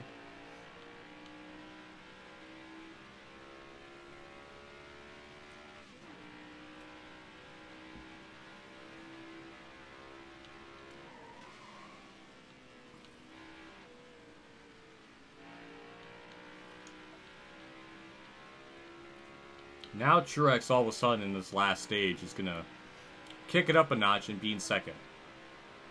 Good for him.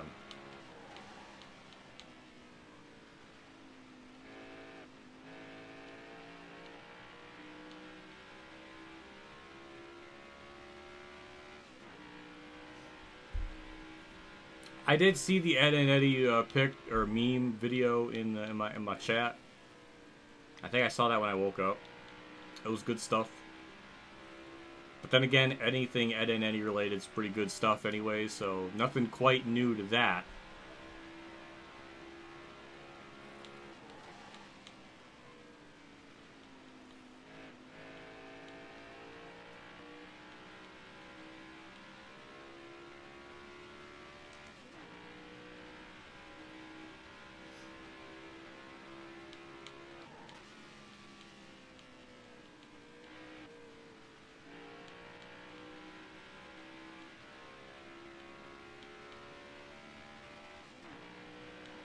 Oh snap. How did West Edits and Mitchell joined the chat like the same exact time? That was funny. But hello to you too. Thanks for stopping by. I'm sure Michael, 2 scoops of Raisin Bran, is struggling in his race. He's probably like, oh my gosh, I can't run this race, it's too difficult. Where's What If? I need him to race this for me.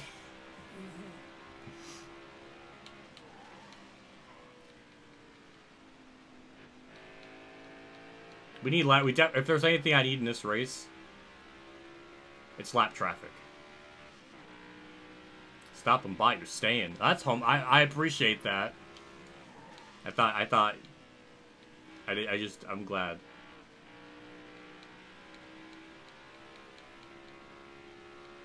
Forget the move stream. I'm gonna stick with you. Well, that's. I appreciate that. That's nice to hear.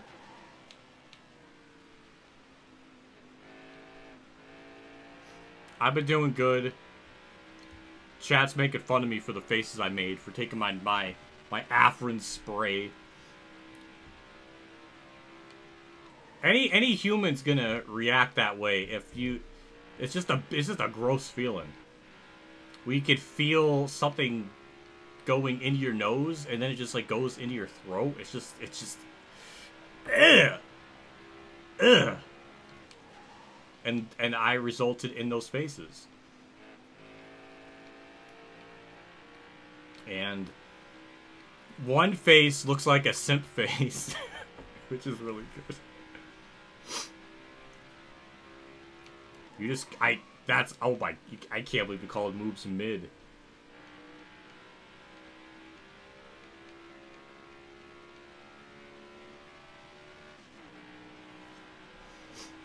Tired of drivers planning. I was thinking about it until I realized Cindric had this paint scheme.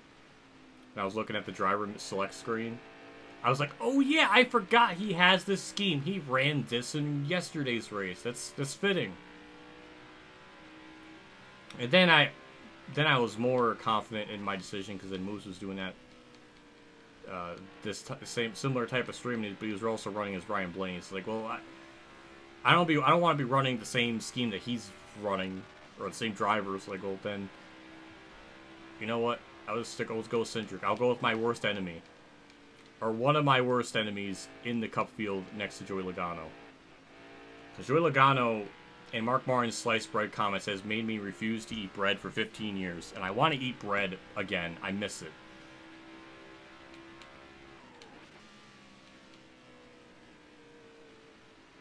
Now, also, I'm very upset because Vamps also, he sent me something yesterday morning. There was a yard sale that was going to have One Piece figures. Like, that would have been the greatest thing to go to if it wasn't that I had to go to work that same day. That would have been the greatest feeling. And I couldn't do it. So I might have missed out on some ballin' One Piece figures. Maybe. I don't know. So I'm upset by that.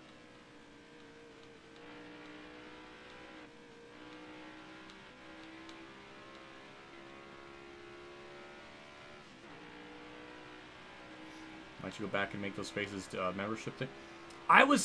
That's that's not a bad idea. I think I'm full on the amount of emotes I can do for images. Like, I think I've reached the maximum amount of emotes I can use or allow. So I would need to get... I have to check it again. I don't know how much more I need to unlock the next emote thing. I have to look. I haven't checked it in a long time. Maybe I have a slot open that I can use. I'll have to figure that out after the stream, I suppose.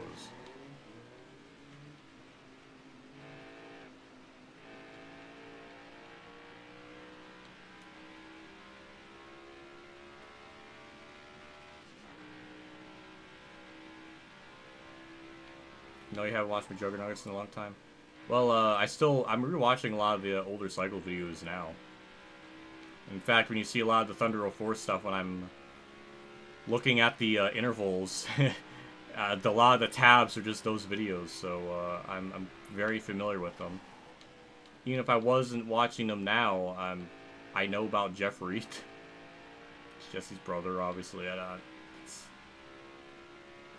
I just remember, well, his channel was close for a long time of getting 1 million subscribers to get like a 1 million play button, and then it just never happened.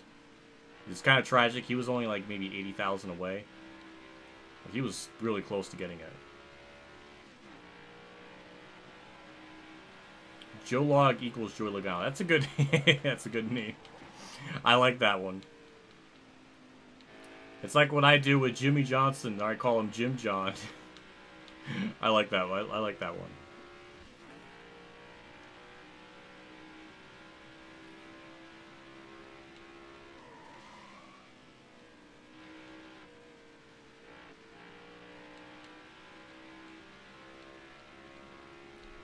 So now not only do I have William Byron behind me, but Truex is right there too.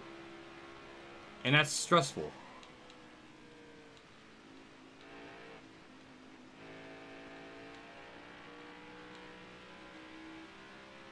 Have you heard about the travesty known as Skibidi by... Yes, I've heard about it. It's so... Oh, it's so embarrassing. I've long since given up on live talk show hosts for like decades now. And that's just another reason why I don't care about them. Of just... That is just so cringy. That I don't use cringy very often, but that is the case where I have to call it cringy.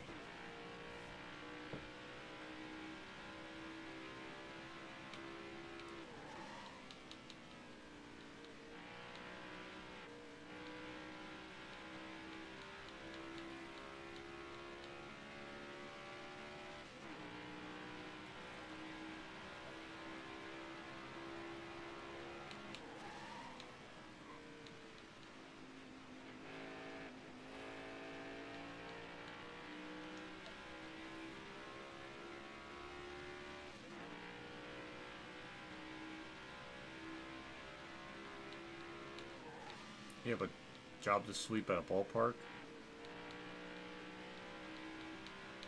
Doesn't sound that bad. I'm surprised they need someone to sweep at a ballpark for that many hours. I mean, there's probably more stuff to clean up than one would think.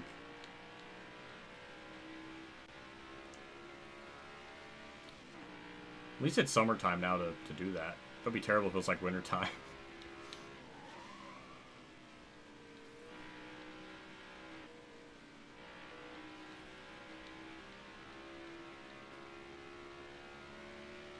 Stay to your left.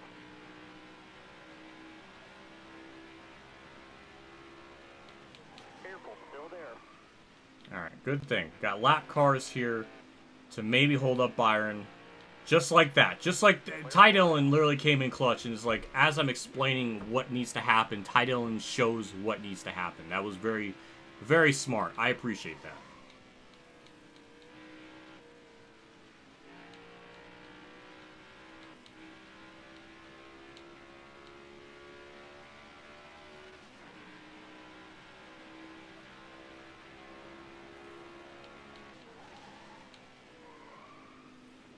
Left side, all clear.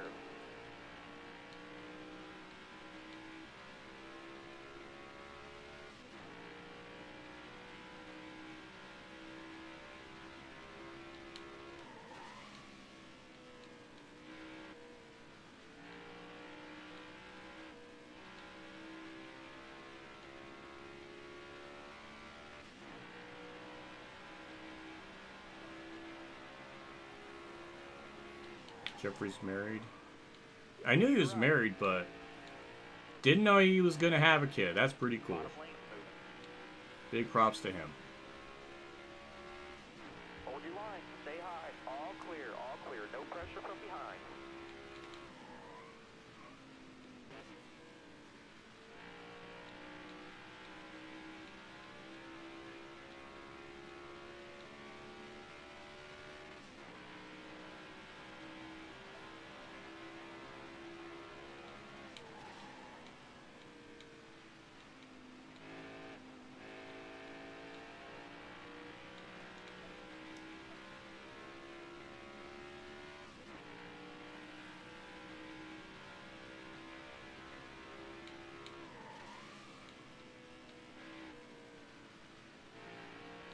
Alright.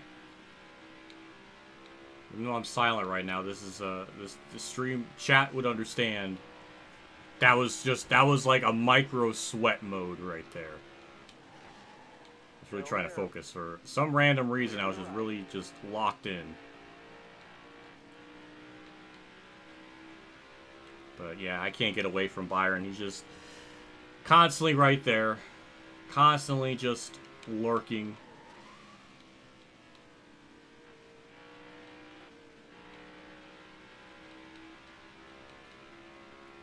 I just gotta keep him behind me as long as I can. So when the tire is it's not too big of a gap, because if it does go green the whole way, we're gonna need the entirety of the stage to run him back down after we pit. So, and also I know now to pit on 2 laps remaining on fuel, not just 1. Now I know that we sputter on 1, which used to not be a thing, but is now starting to become a thing at all these other tracks, which is quite annoying.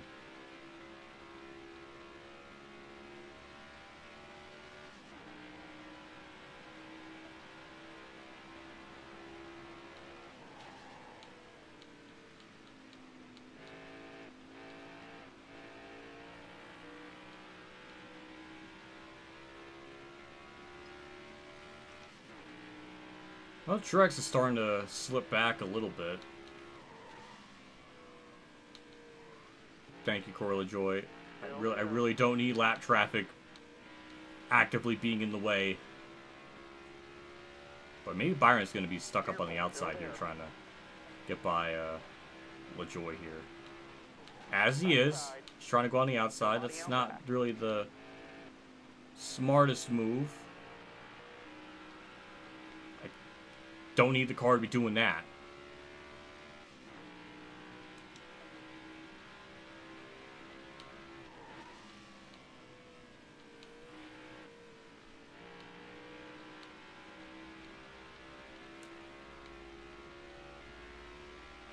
Alright, good thing. We got a lot of lap cars here coming up.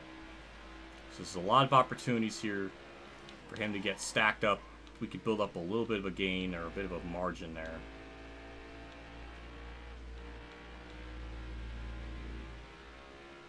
It's all going to come down to timing. I'll give Byron that. He's not making it easy on me.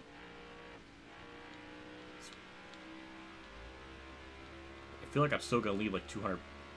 I don't know what happened there. Freaking Ryan Preece and Busher got into it.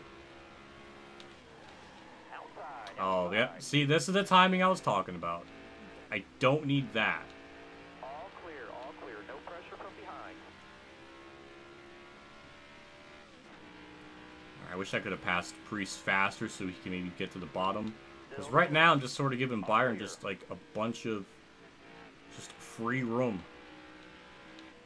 I'm just like an easy pathway for him to gain time and or spots on me.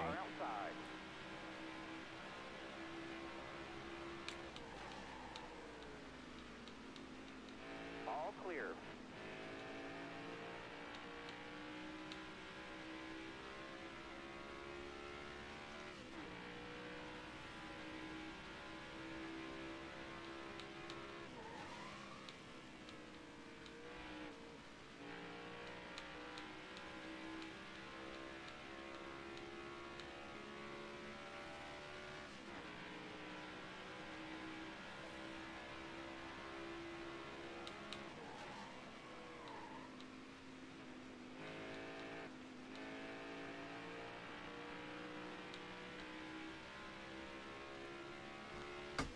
I just can't build up a gap on him. What is Ryan Blaney doing on the bottom of the track? And that just stacked up Byron somehow. Alright, I'll take a free 2-second lead because that. Why was there not a yellow for that? And why is Ryan Blaney just chilling on the inside of the track? What was that? I don't. He ran himself out of fuel, I guess. Life imitated this. I don't know. That's just bizarre. That was just weird. What the fuck was that? Well, we got a 2.5-second lead because of it. That is really what we needed. We just keep getting gift wrapped in luck. For some unexplained reason.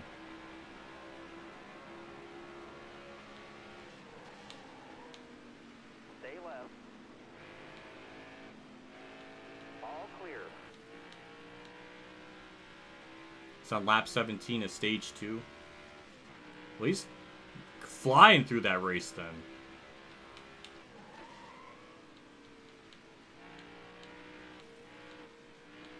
Whatever you do, don't have to let off the gas. I have to let off the gas a little bit in the middle, in the corners. I can't just full throttle it.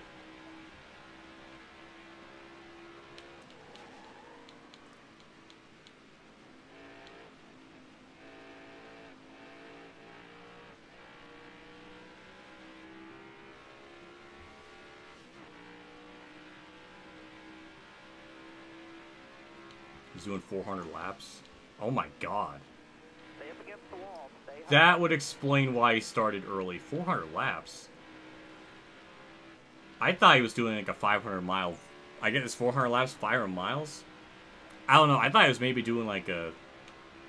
Careful, still there. Damn. Well, now I know why he started a half hour early. Hold your line. I didn't know it was going to be 500 laps, or 400 laps. What's funny is, Nobody before outside. Gateway was actually on the schedule, they made this race really long. It was like a 320 lap race. So it was like 80 laps more than this. Because maybe they thought that would be like a 400 mile race or something back then. I don't know. But I remember when I did the Jeremy Mayfield race here back in 2022, I think. I had, it was like a 320 lap race.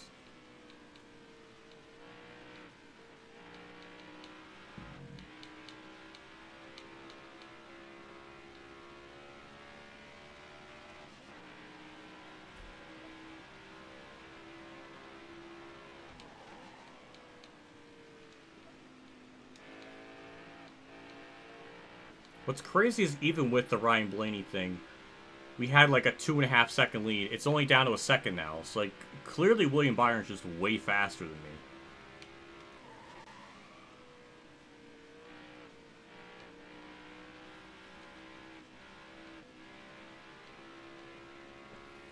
But it definitely puts us in good shape for the second half of this race, because by the time he does eventually pass me, he's not going to gain like a 2.5, 3 second lead like before, so it's just putting us in good position.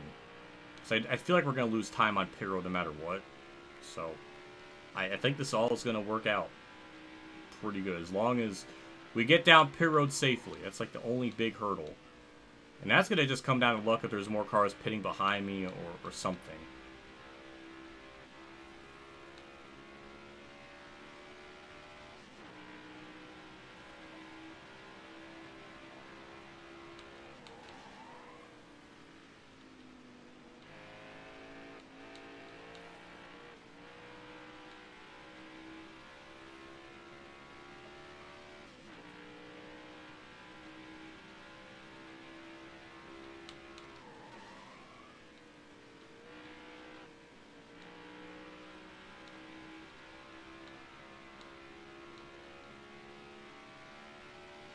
Is this track too easy? Oh, you missed it, JC. Ryan Blaney just stopped on the back straightaway to the grass. And William Byron was right behind me, and then we just gained 2.5 seconds because Byron checked up. Even though Blaney was like well into the grass, so Byron had no real reason to check up. So we built up like a 2.5 second lead. Now he's running me back down again. And I'm quite stressed. Because pit road's going to be coming up here pretty soon. Well, 30 laps, but I don't know what the AI are going to do. Because we're pitting with like 25 to go. And that's not a whole lot of laps. I feel like you probably should take 4. But I don't know if the AI are going to try to take rights. Because I don't even think my lefts can make it to the end. If we go that many laps. I don't know. So I'm not really sure what's going to happen here.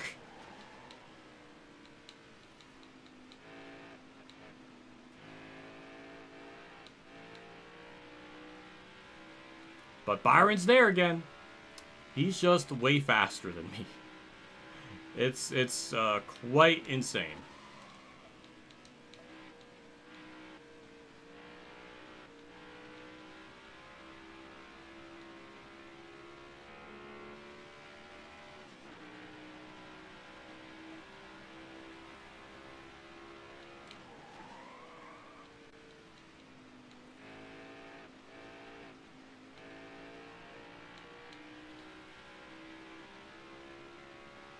Careful, still there.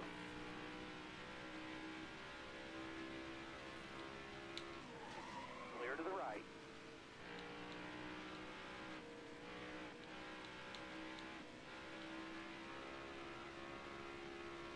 Car is sliding. It is. Outside now. It's loose. It's like right around 50 laps into the run. car start getting slidey, not vrooming as much.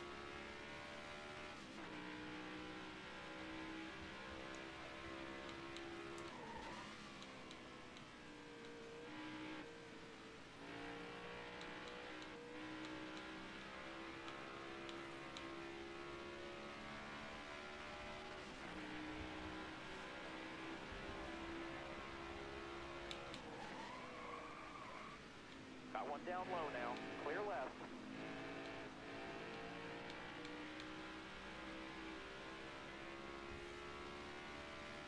Alright, we need more. We need every lap car to hold them up. Still there.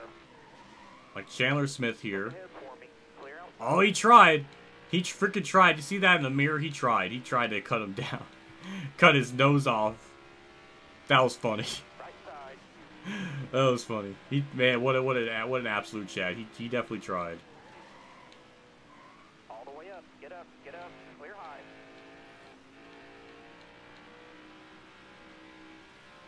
Nice, it's 3 wide. He's just getting through them too good. He's too close to me now, so anytime I make a pass on AI, it's just kind of giving him a hole to kind of make a pass in.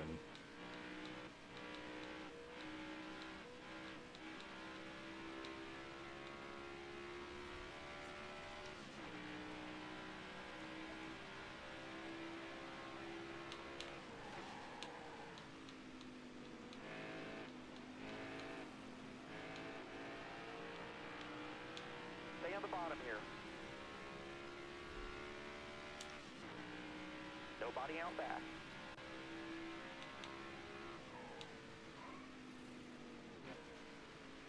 Got one down Oh, low that now. might have done it. No pressure from behind. No, it didn't.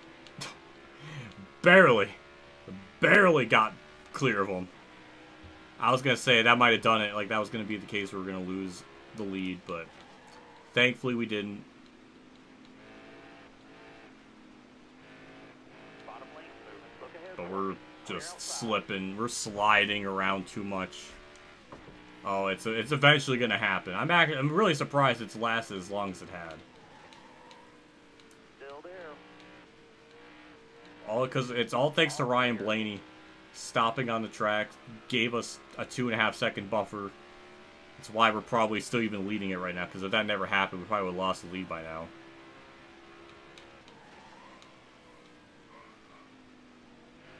Left side. Clear low. Ugh, didn't like that corner.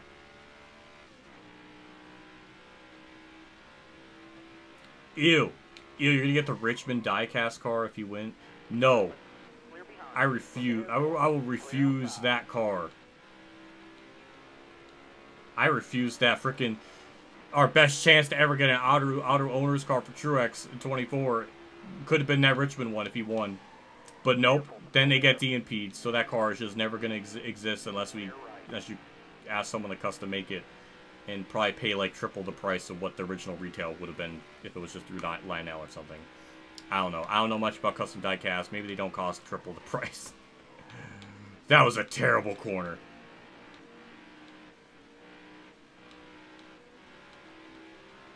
Inside. Clear behind. Left side's clear.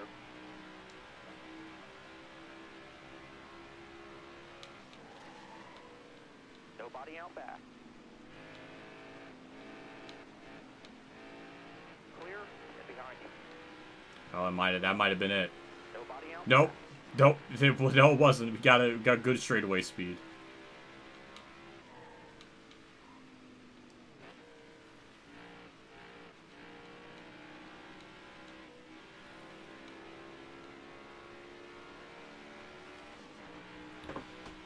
Alright. 18 laps left until we pit.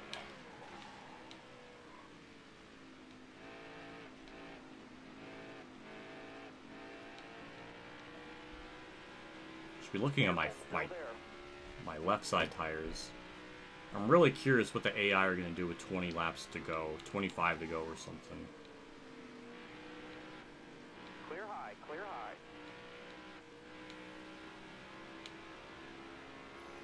I worry that us taking rights, our car's not going to be as fast. Well, it's not going to be as fast, but I feel like the balance is going to be really, really bad.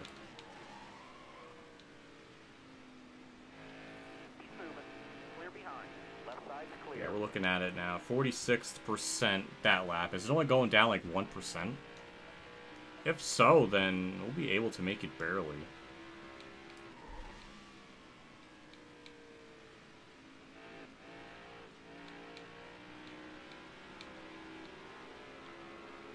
I went to 44%. So, times that by 2 with 42.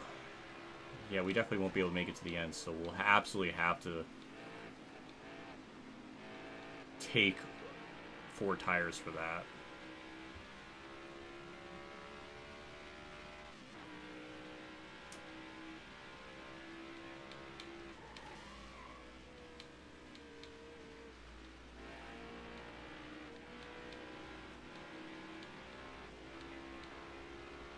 Didn't even go down that lap, so I don't know why to go down 2% that previous lap. I don't know. I'm very confused.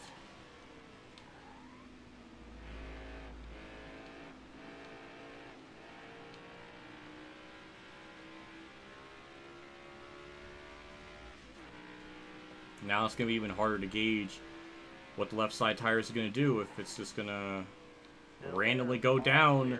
Sometimes no percent, sometimes 2%. I don't know.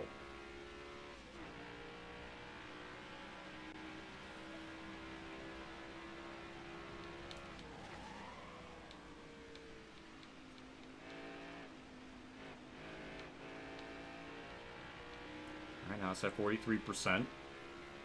I mean, if it keeps burning 1% the rest of this race, then we should theoretically make it.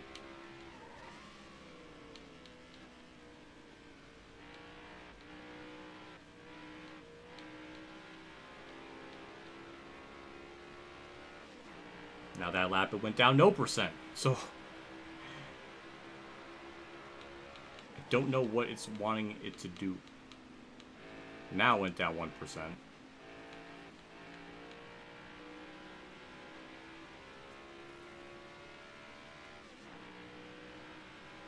Outside, outside.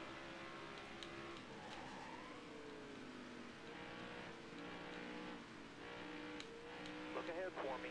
Clear outside. Oh, there we go. We finally got the tire indicator to pop up. About the same amount with how it was in Stage 2 with 11 laps to go. It finally came up, so it's pretty on pace.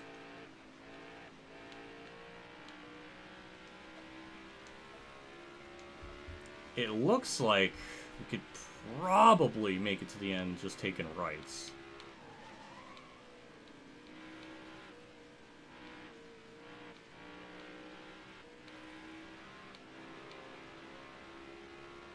But it's definitely going to be close. But I think that's going to be the strat we're going to have to do. The AI are smart when it comes to pitting at the end of the races, usually. So they might take right side tires here. That's the thing, I don't know. But we definitely have enough to make it to the end. We might be a few laps to the good. We might be ending this race with like less than 5% tire wear on the lefts, but it's still should be just enough.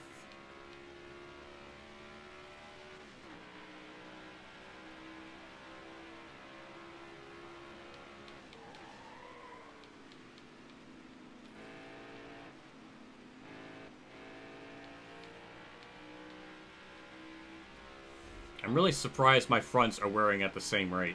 I don't think that's supposed to be good. But it is funny.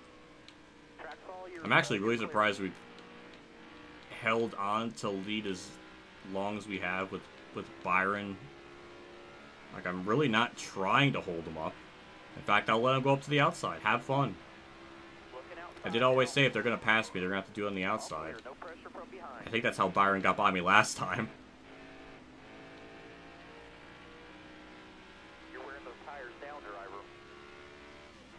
Now it's stuck at 38. It's been 38% for like 2 laps now.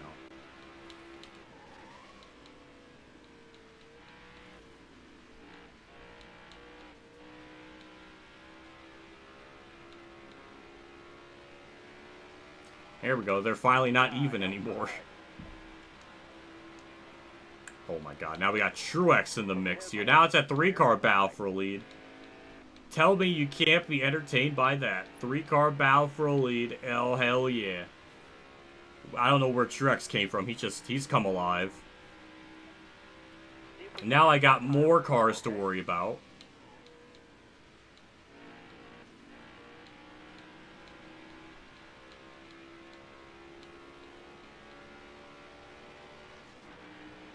How are my right rear is like smoking hot, but my fronts are just cold, or relatively cold. I don't understand the science behind it. I just look at it and find it funny.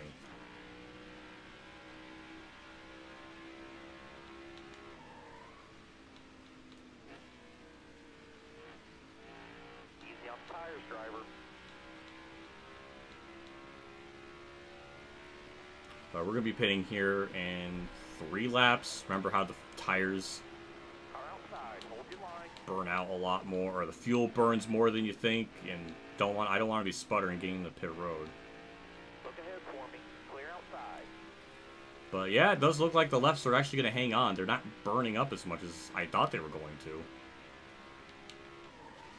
So yeah, at this rate, seeing how they're not burning up as much, should be able to make it to the end no problem. So, I figured out what to do. I'm hoping the AI do the same, because I really would hate to win this race just because of, I don't know, pit strategy. But I've seen the AI do some smart pit calls, so they're usually pretty good with it.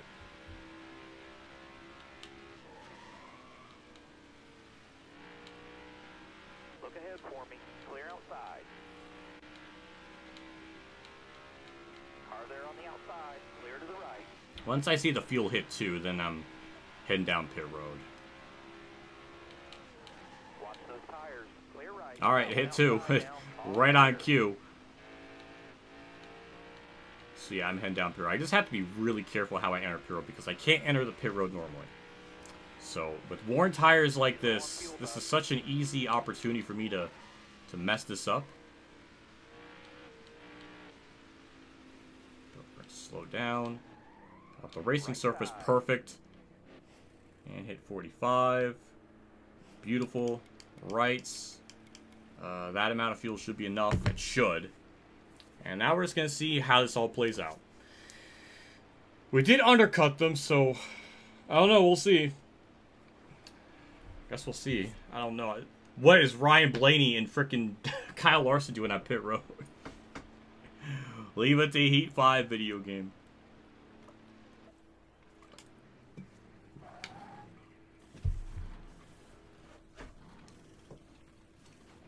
.4 seconds. That guy tire just was, he was still not even, Hey, get back in there. Let's go. that was weird.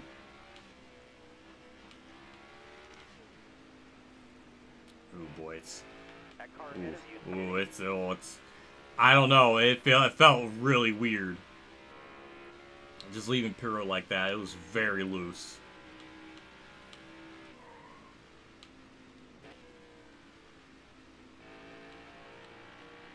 This is the first time I'm dealing with right side onlys all day, so I guess we'll figure out how it drives.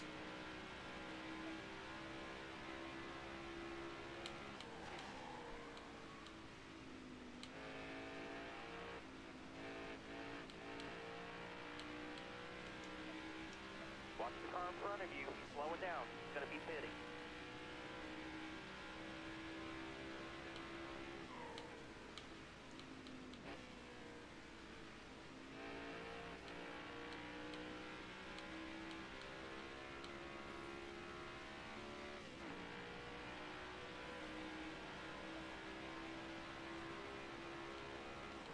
Oh no.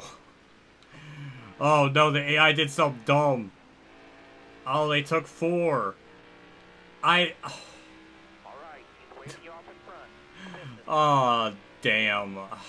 I really thought they were going to take rights with that. With 30 laps left to go, I mean, that's less than half a fuel run. I thought, you know, they were not going to take rights. Or I thought they were going to take not take 4.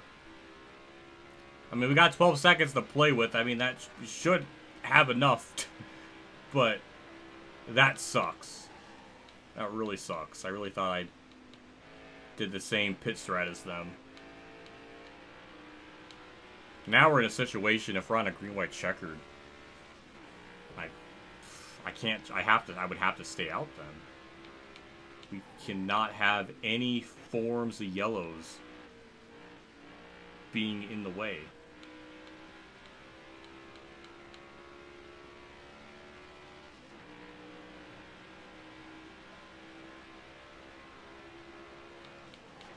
I don't know. I can't explain it.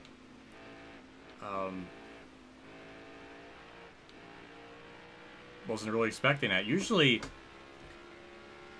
at the end of these races, or like for the final pit stop, they would usually take just right, like, because it would happen so many times in like a green-white checkered situation, or late in the race. That's how you lose like 15 plus spots on a final pit stop, because you take 4. And then the entire rest of the field just take right side tires and like barely enough fuel. So I kind of thought that same logic was going to apply here. We lost 2 seconds already, so there's a chance we can lose it. But I don't know how much time they need to gain on me per lap for that to happen.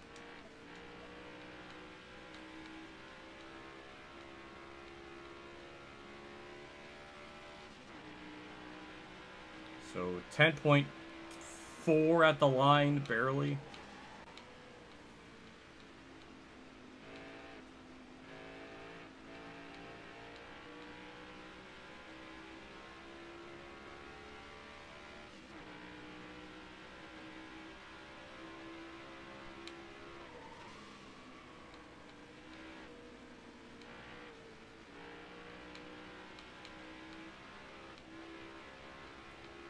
So, really only about 3/10 was gained that lap, so well, if that pattern continues, then yeah, we'll be fine. Hard from the outside. Outside.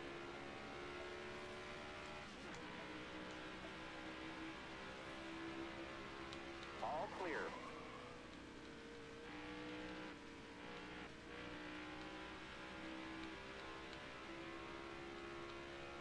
Now that lap, we almost lost like a full second. We did get held up in lap traffic a little bit, so maybe that attributed to it, but I don't know.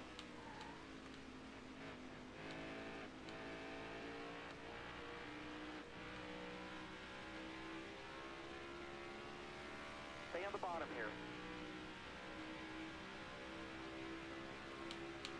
Still there. Nobody out back. Now the gap. It's going to be hard to guess if it's going to fluctuate this radically. One lap we lose a second. The next lap we gain 2/10. I don't understand.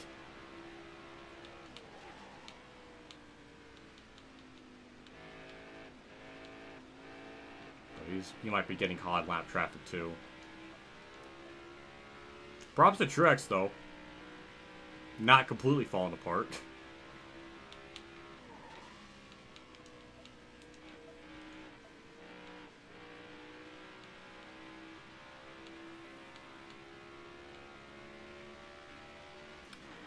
Well, I guess I know now.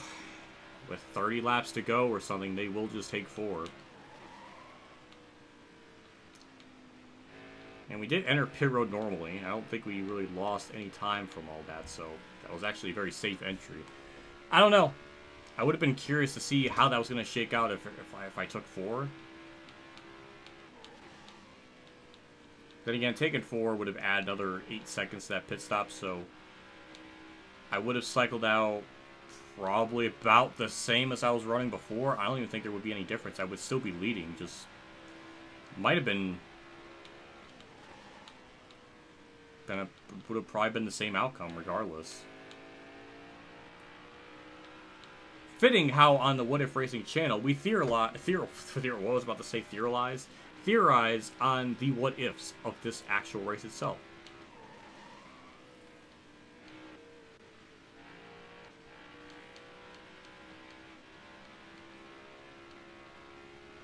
least I know my lefts can make it to the end. 23 on that, and 17 the fuel, and 17 in the race, so if we only burn like 1% per lap, then we're going to end this with about 6%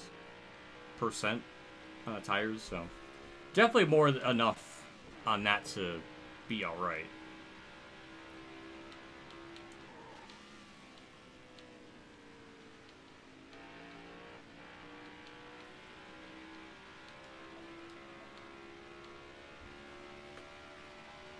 Wasn't a real life race. I think Hamlin got second, but he was about like 4 seconds back from Cindric. So at this moment, the margin of victory is bigger.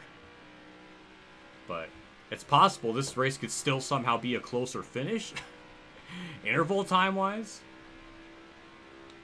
Oh snap! Hello, Amani Jones. Thanks for stopping by. It has been a big old minute since you've been here.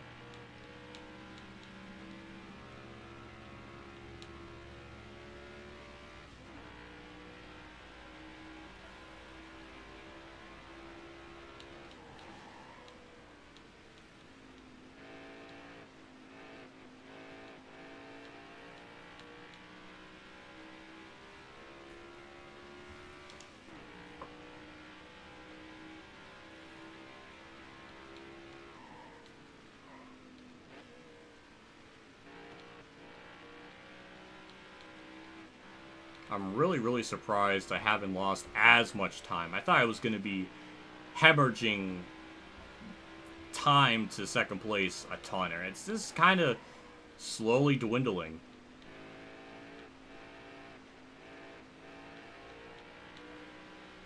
Finally, my left sides have gotten under 20%.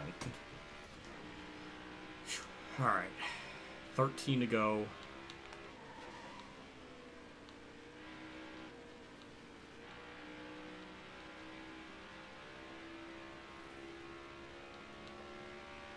We had one yellow in stage 1, then a stage break.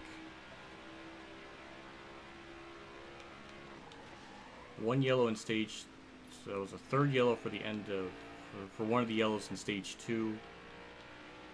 So we technically only had 4 yellows in this race. Usually, with these settings, we would always kind of have right around 7. So even for Heat 5 standards, this is a low caution rate. Only having 4, and 2 of them were for the stage breaks. But as the trends have shown, if Larry Mack is ever talking right now, he's probably talking about it right now, how there's been a trend of 1 yellow in a stage this entire race. That's been the trend no matter what. Now we gain time on Byron again. Though we did a horrible job in that corner, so we might lose time again, but yeah, it's getting bad.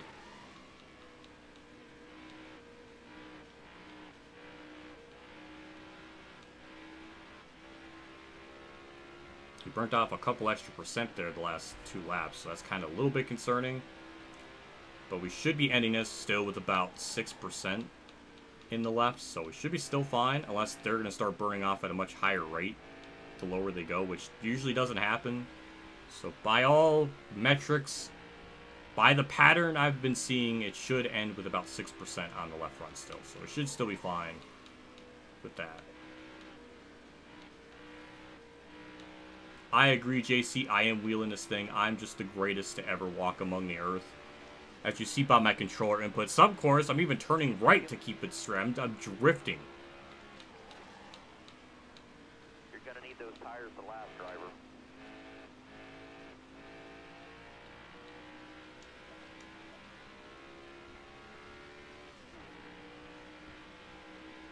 I like how Bowman's running Bow mid right now.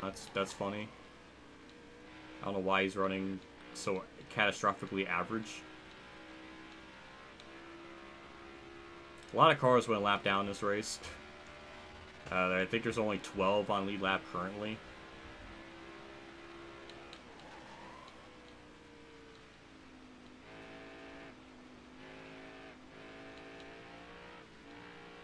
Your tires are getting pretty bad.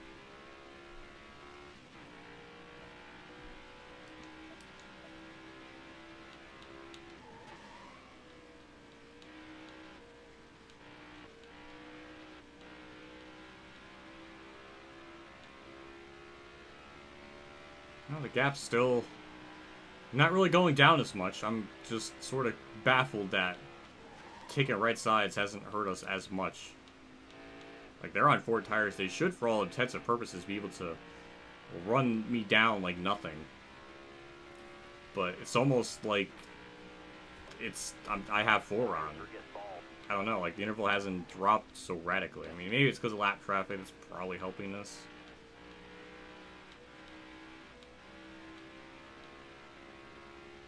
But a weird race. I guess not a weird race, just strange how it ended up.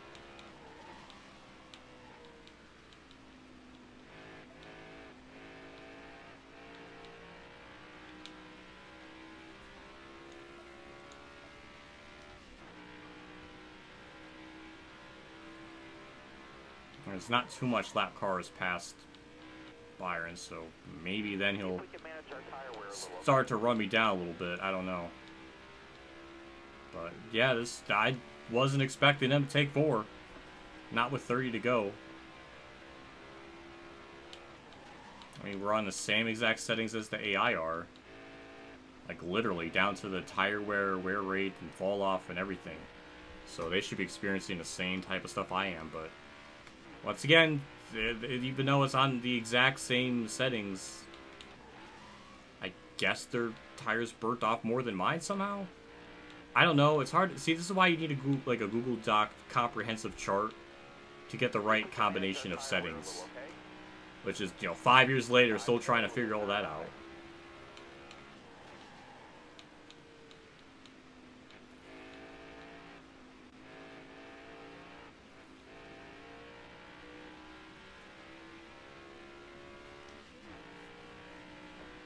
Well, now in this universe, we could definitely say Cindric won, like, a straight-up legitimate race. It led, like, 175 plus laps. I guess technically... Okay, now they're gaining. See, now they don't have lap traffic, now they're gaining.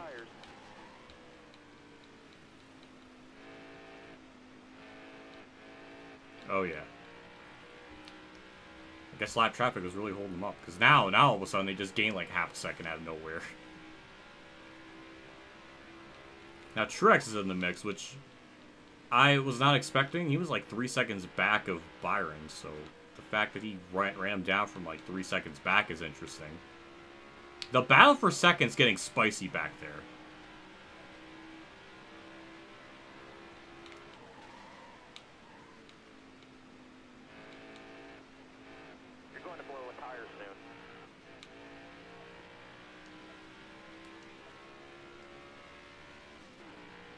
Yeah, now we're just having an epic battle for second.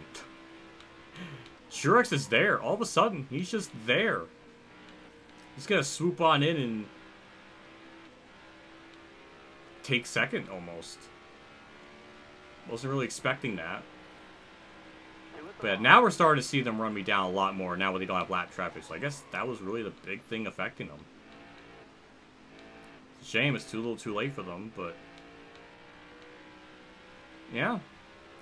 Our tires are still hanging on pretty well. We just need to get to this line to make it a fish.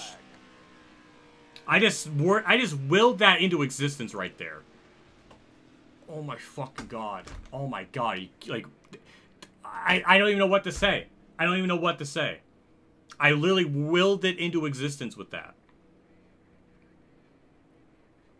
That puts us in the worst fucking spot. Now I have no choice but to stay out. If I pit, I'm not going to be able to make up... I'm not going to go from 10th to 1st. That just completely fucked us. I don't know what to... I'm screwed either way. I hate this. Like, I actually hate this right now.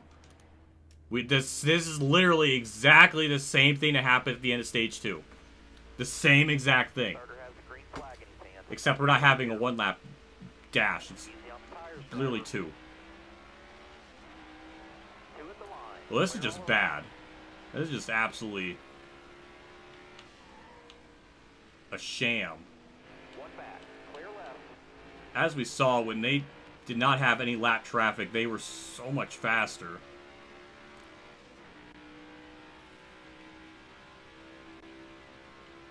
I mean, I'm gonna try to just hold the bottom as much as I can.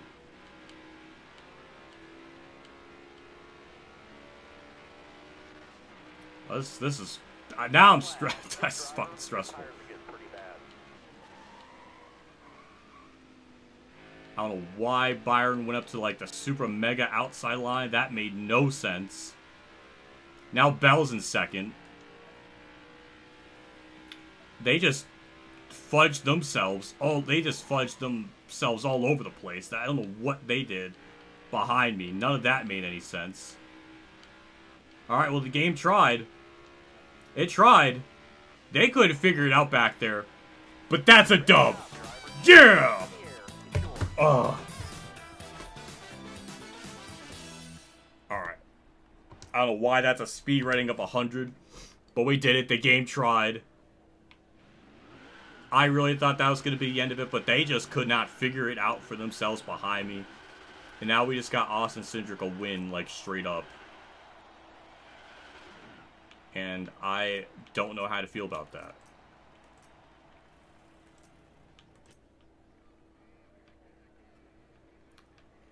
Man, I just let Cindric win. Why did I allow this?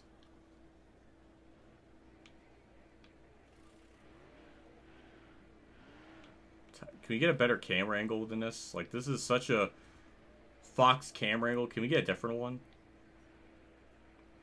Please? Can we change it up? There we go. There we go. That's a little better.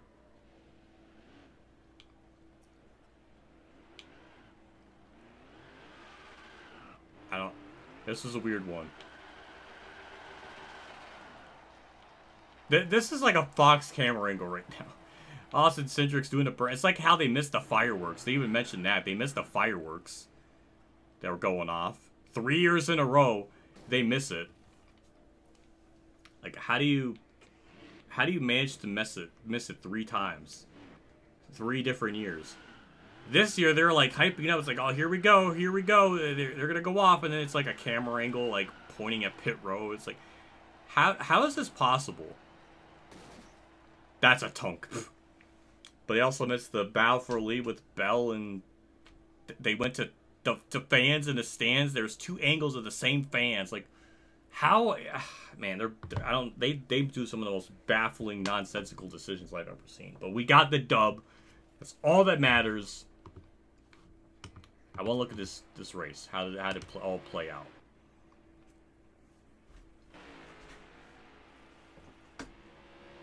I just can't believe it happened on 2 to go.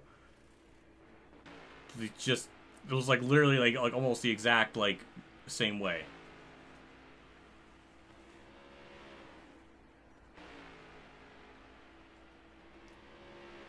Now obviously this game can't handle replays that are full race, because that's happening. So well, we missed whatever yellow could have happened in stage 1, because the first show was lap 86, so riveting. Alright, well that's nothing. Replay. Back to second. That's us going down to pit road? No? Oh, that's when I got loose. Okay. What was that? There was like a crunching sound. Like, I don't know what that was. Okay, game. Anything else, game, you want to show at me? Or any yellows? Anything happening on track? That was the end of stage 2. Which, there was definitely a yellow for that. Something for sure happened that we'll never see. And now, there's only one that happened right at the end of the race. Wait, no. Okay, 139. Okay, so somewhere around... No. Okay, we go from 1... We can't even get highlights for wrecks. This is what happens when you don't have caution replays. This is like the only best thing you got. Hello, Smooth. Smooth, thanks for stopping by. Like how it goes from 140 to 213 to almost imply like for 73 laps nothing happened. That's funny. Again, what is the tire squealing as I transition into the next scene? I guess that's my car doing it, but that scared me. And we don't get anything. We don't even know what yellows brought out what. All of it is just a mystery. And I'm annoyed. Alright, well I guess we'll just never know. That was a speed rating of 100 apparently. Even though I had it set to 105. But we get the dub. Overwhelmingly so. Though the game really tried to make sure we didn't win. I really thought we weren't going to win that. Because we were on older tires. I was just mentioning how once they weren't in lap traffic, they were able to run me down a good bit. So I'm really surprised by that. But somehow we got the fastest lap. I'm shocked by that one. Okay, we led 180 of the 240.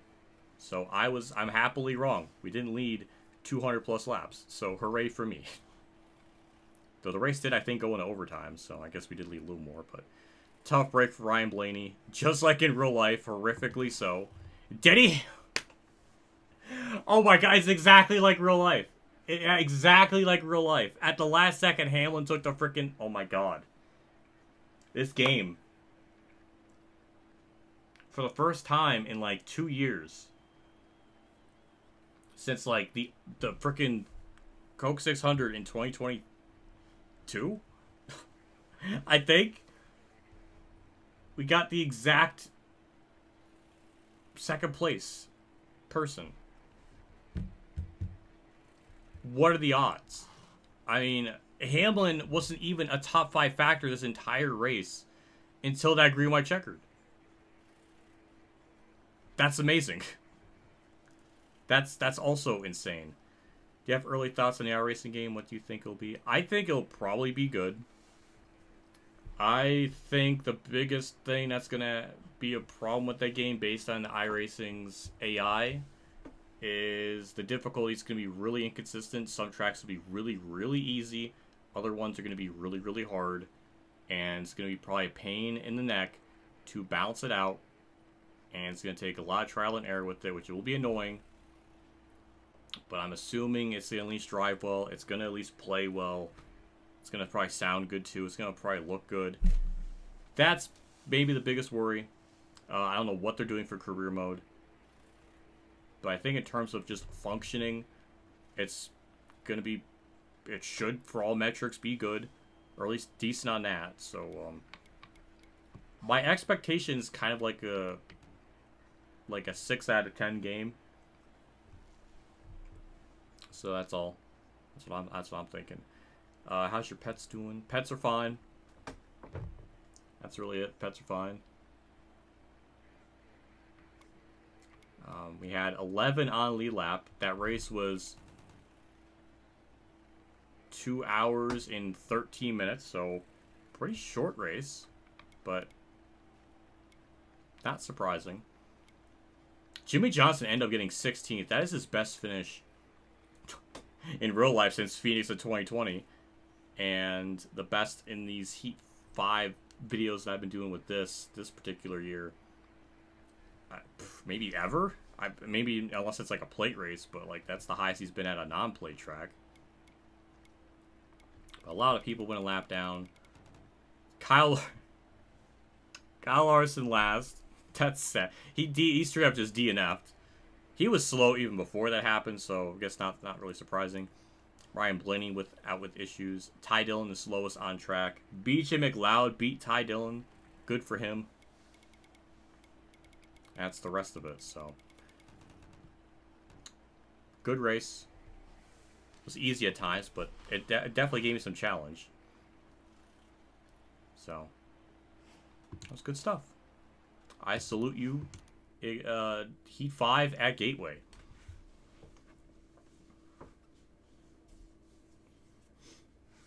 But, yeah, I don't know what really more to say.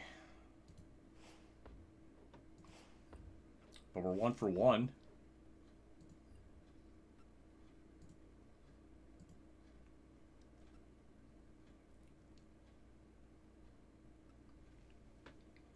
I'd say pay attention to What About Lost 24.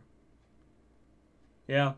I mean, I would say that's going to be exactly like iRacing, but that game is using, I think, still the Unity engine. This new one, they're using something completely different. So, I really don't think it'll be too much the same. I mean, maybe the AI behavior might be the closest thing we'll be able to compare, maybe, but I don't know. But I'm going to full face cam. But yeah, that's it for me. This poor shirt I've had for many years. It's the neck on this is really starting to stretch out. I need to get a new system of a down shirt, I guess. I've had this for a long time though, like maybe 5 years, which I guess is a life expectancy of a t-shirt. I don't know. But that was Gateway. And I think I'm gonna skeet on out of here. Skeet on out of here. But obviously, thank you everybody for tuning in. It's a typical Monday stream. I didn't know what to really stream for Thursday. I don't know if it's the core season 2 schedule. Do I have to redo some of that? Someone said that they might be able to fix it, but I'm gonna wait. But if something doesn't happen, then maybe a Thursday one won't happen. I don't know what's really gonna come of that. But I guess we'll wait and see. But yeah, obviously more Thunder 04 stuff throughout the week. Yeah. Hello, NASCAR Chevy. Hello. Are just about to have this stream come to a close. We made our 3-hour quota. Barely. But yeah, I'm gonna watch Moves' stream, and we're gonna go from there. So yeah, don't know what we're gonna do Thursday. If there is a stream Thursday, I don't know. Usually I'm always kind of tired the next day. Like if I've worked, then like the next day I'm usually kind of tired. I'm kind of was like that today. I mean, I guess I'm usually like that, but I kind of powered through it. I don't know. We did it. I survived it. But yeah, that's it. I'm done. See you all another stream, another video, all that hoopla. Yeah. Yeah, I'm done. iRacing lots of games are only using Unreal Engine for graphics. Some of the standards of E4. Yeah.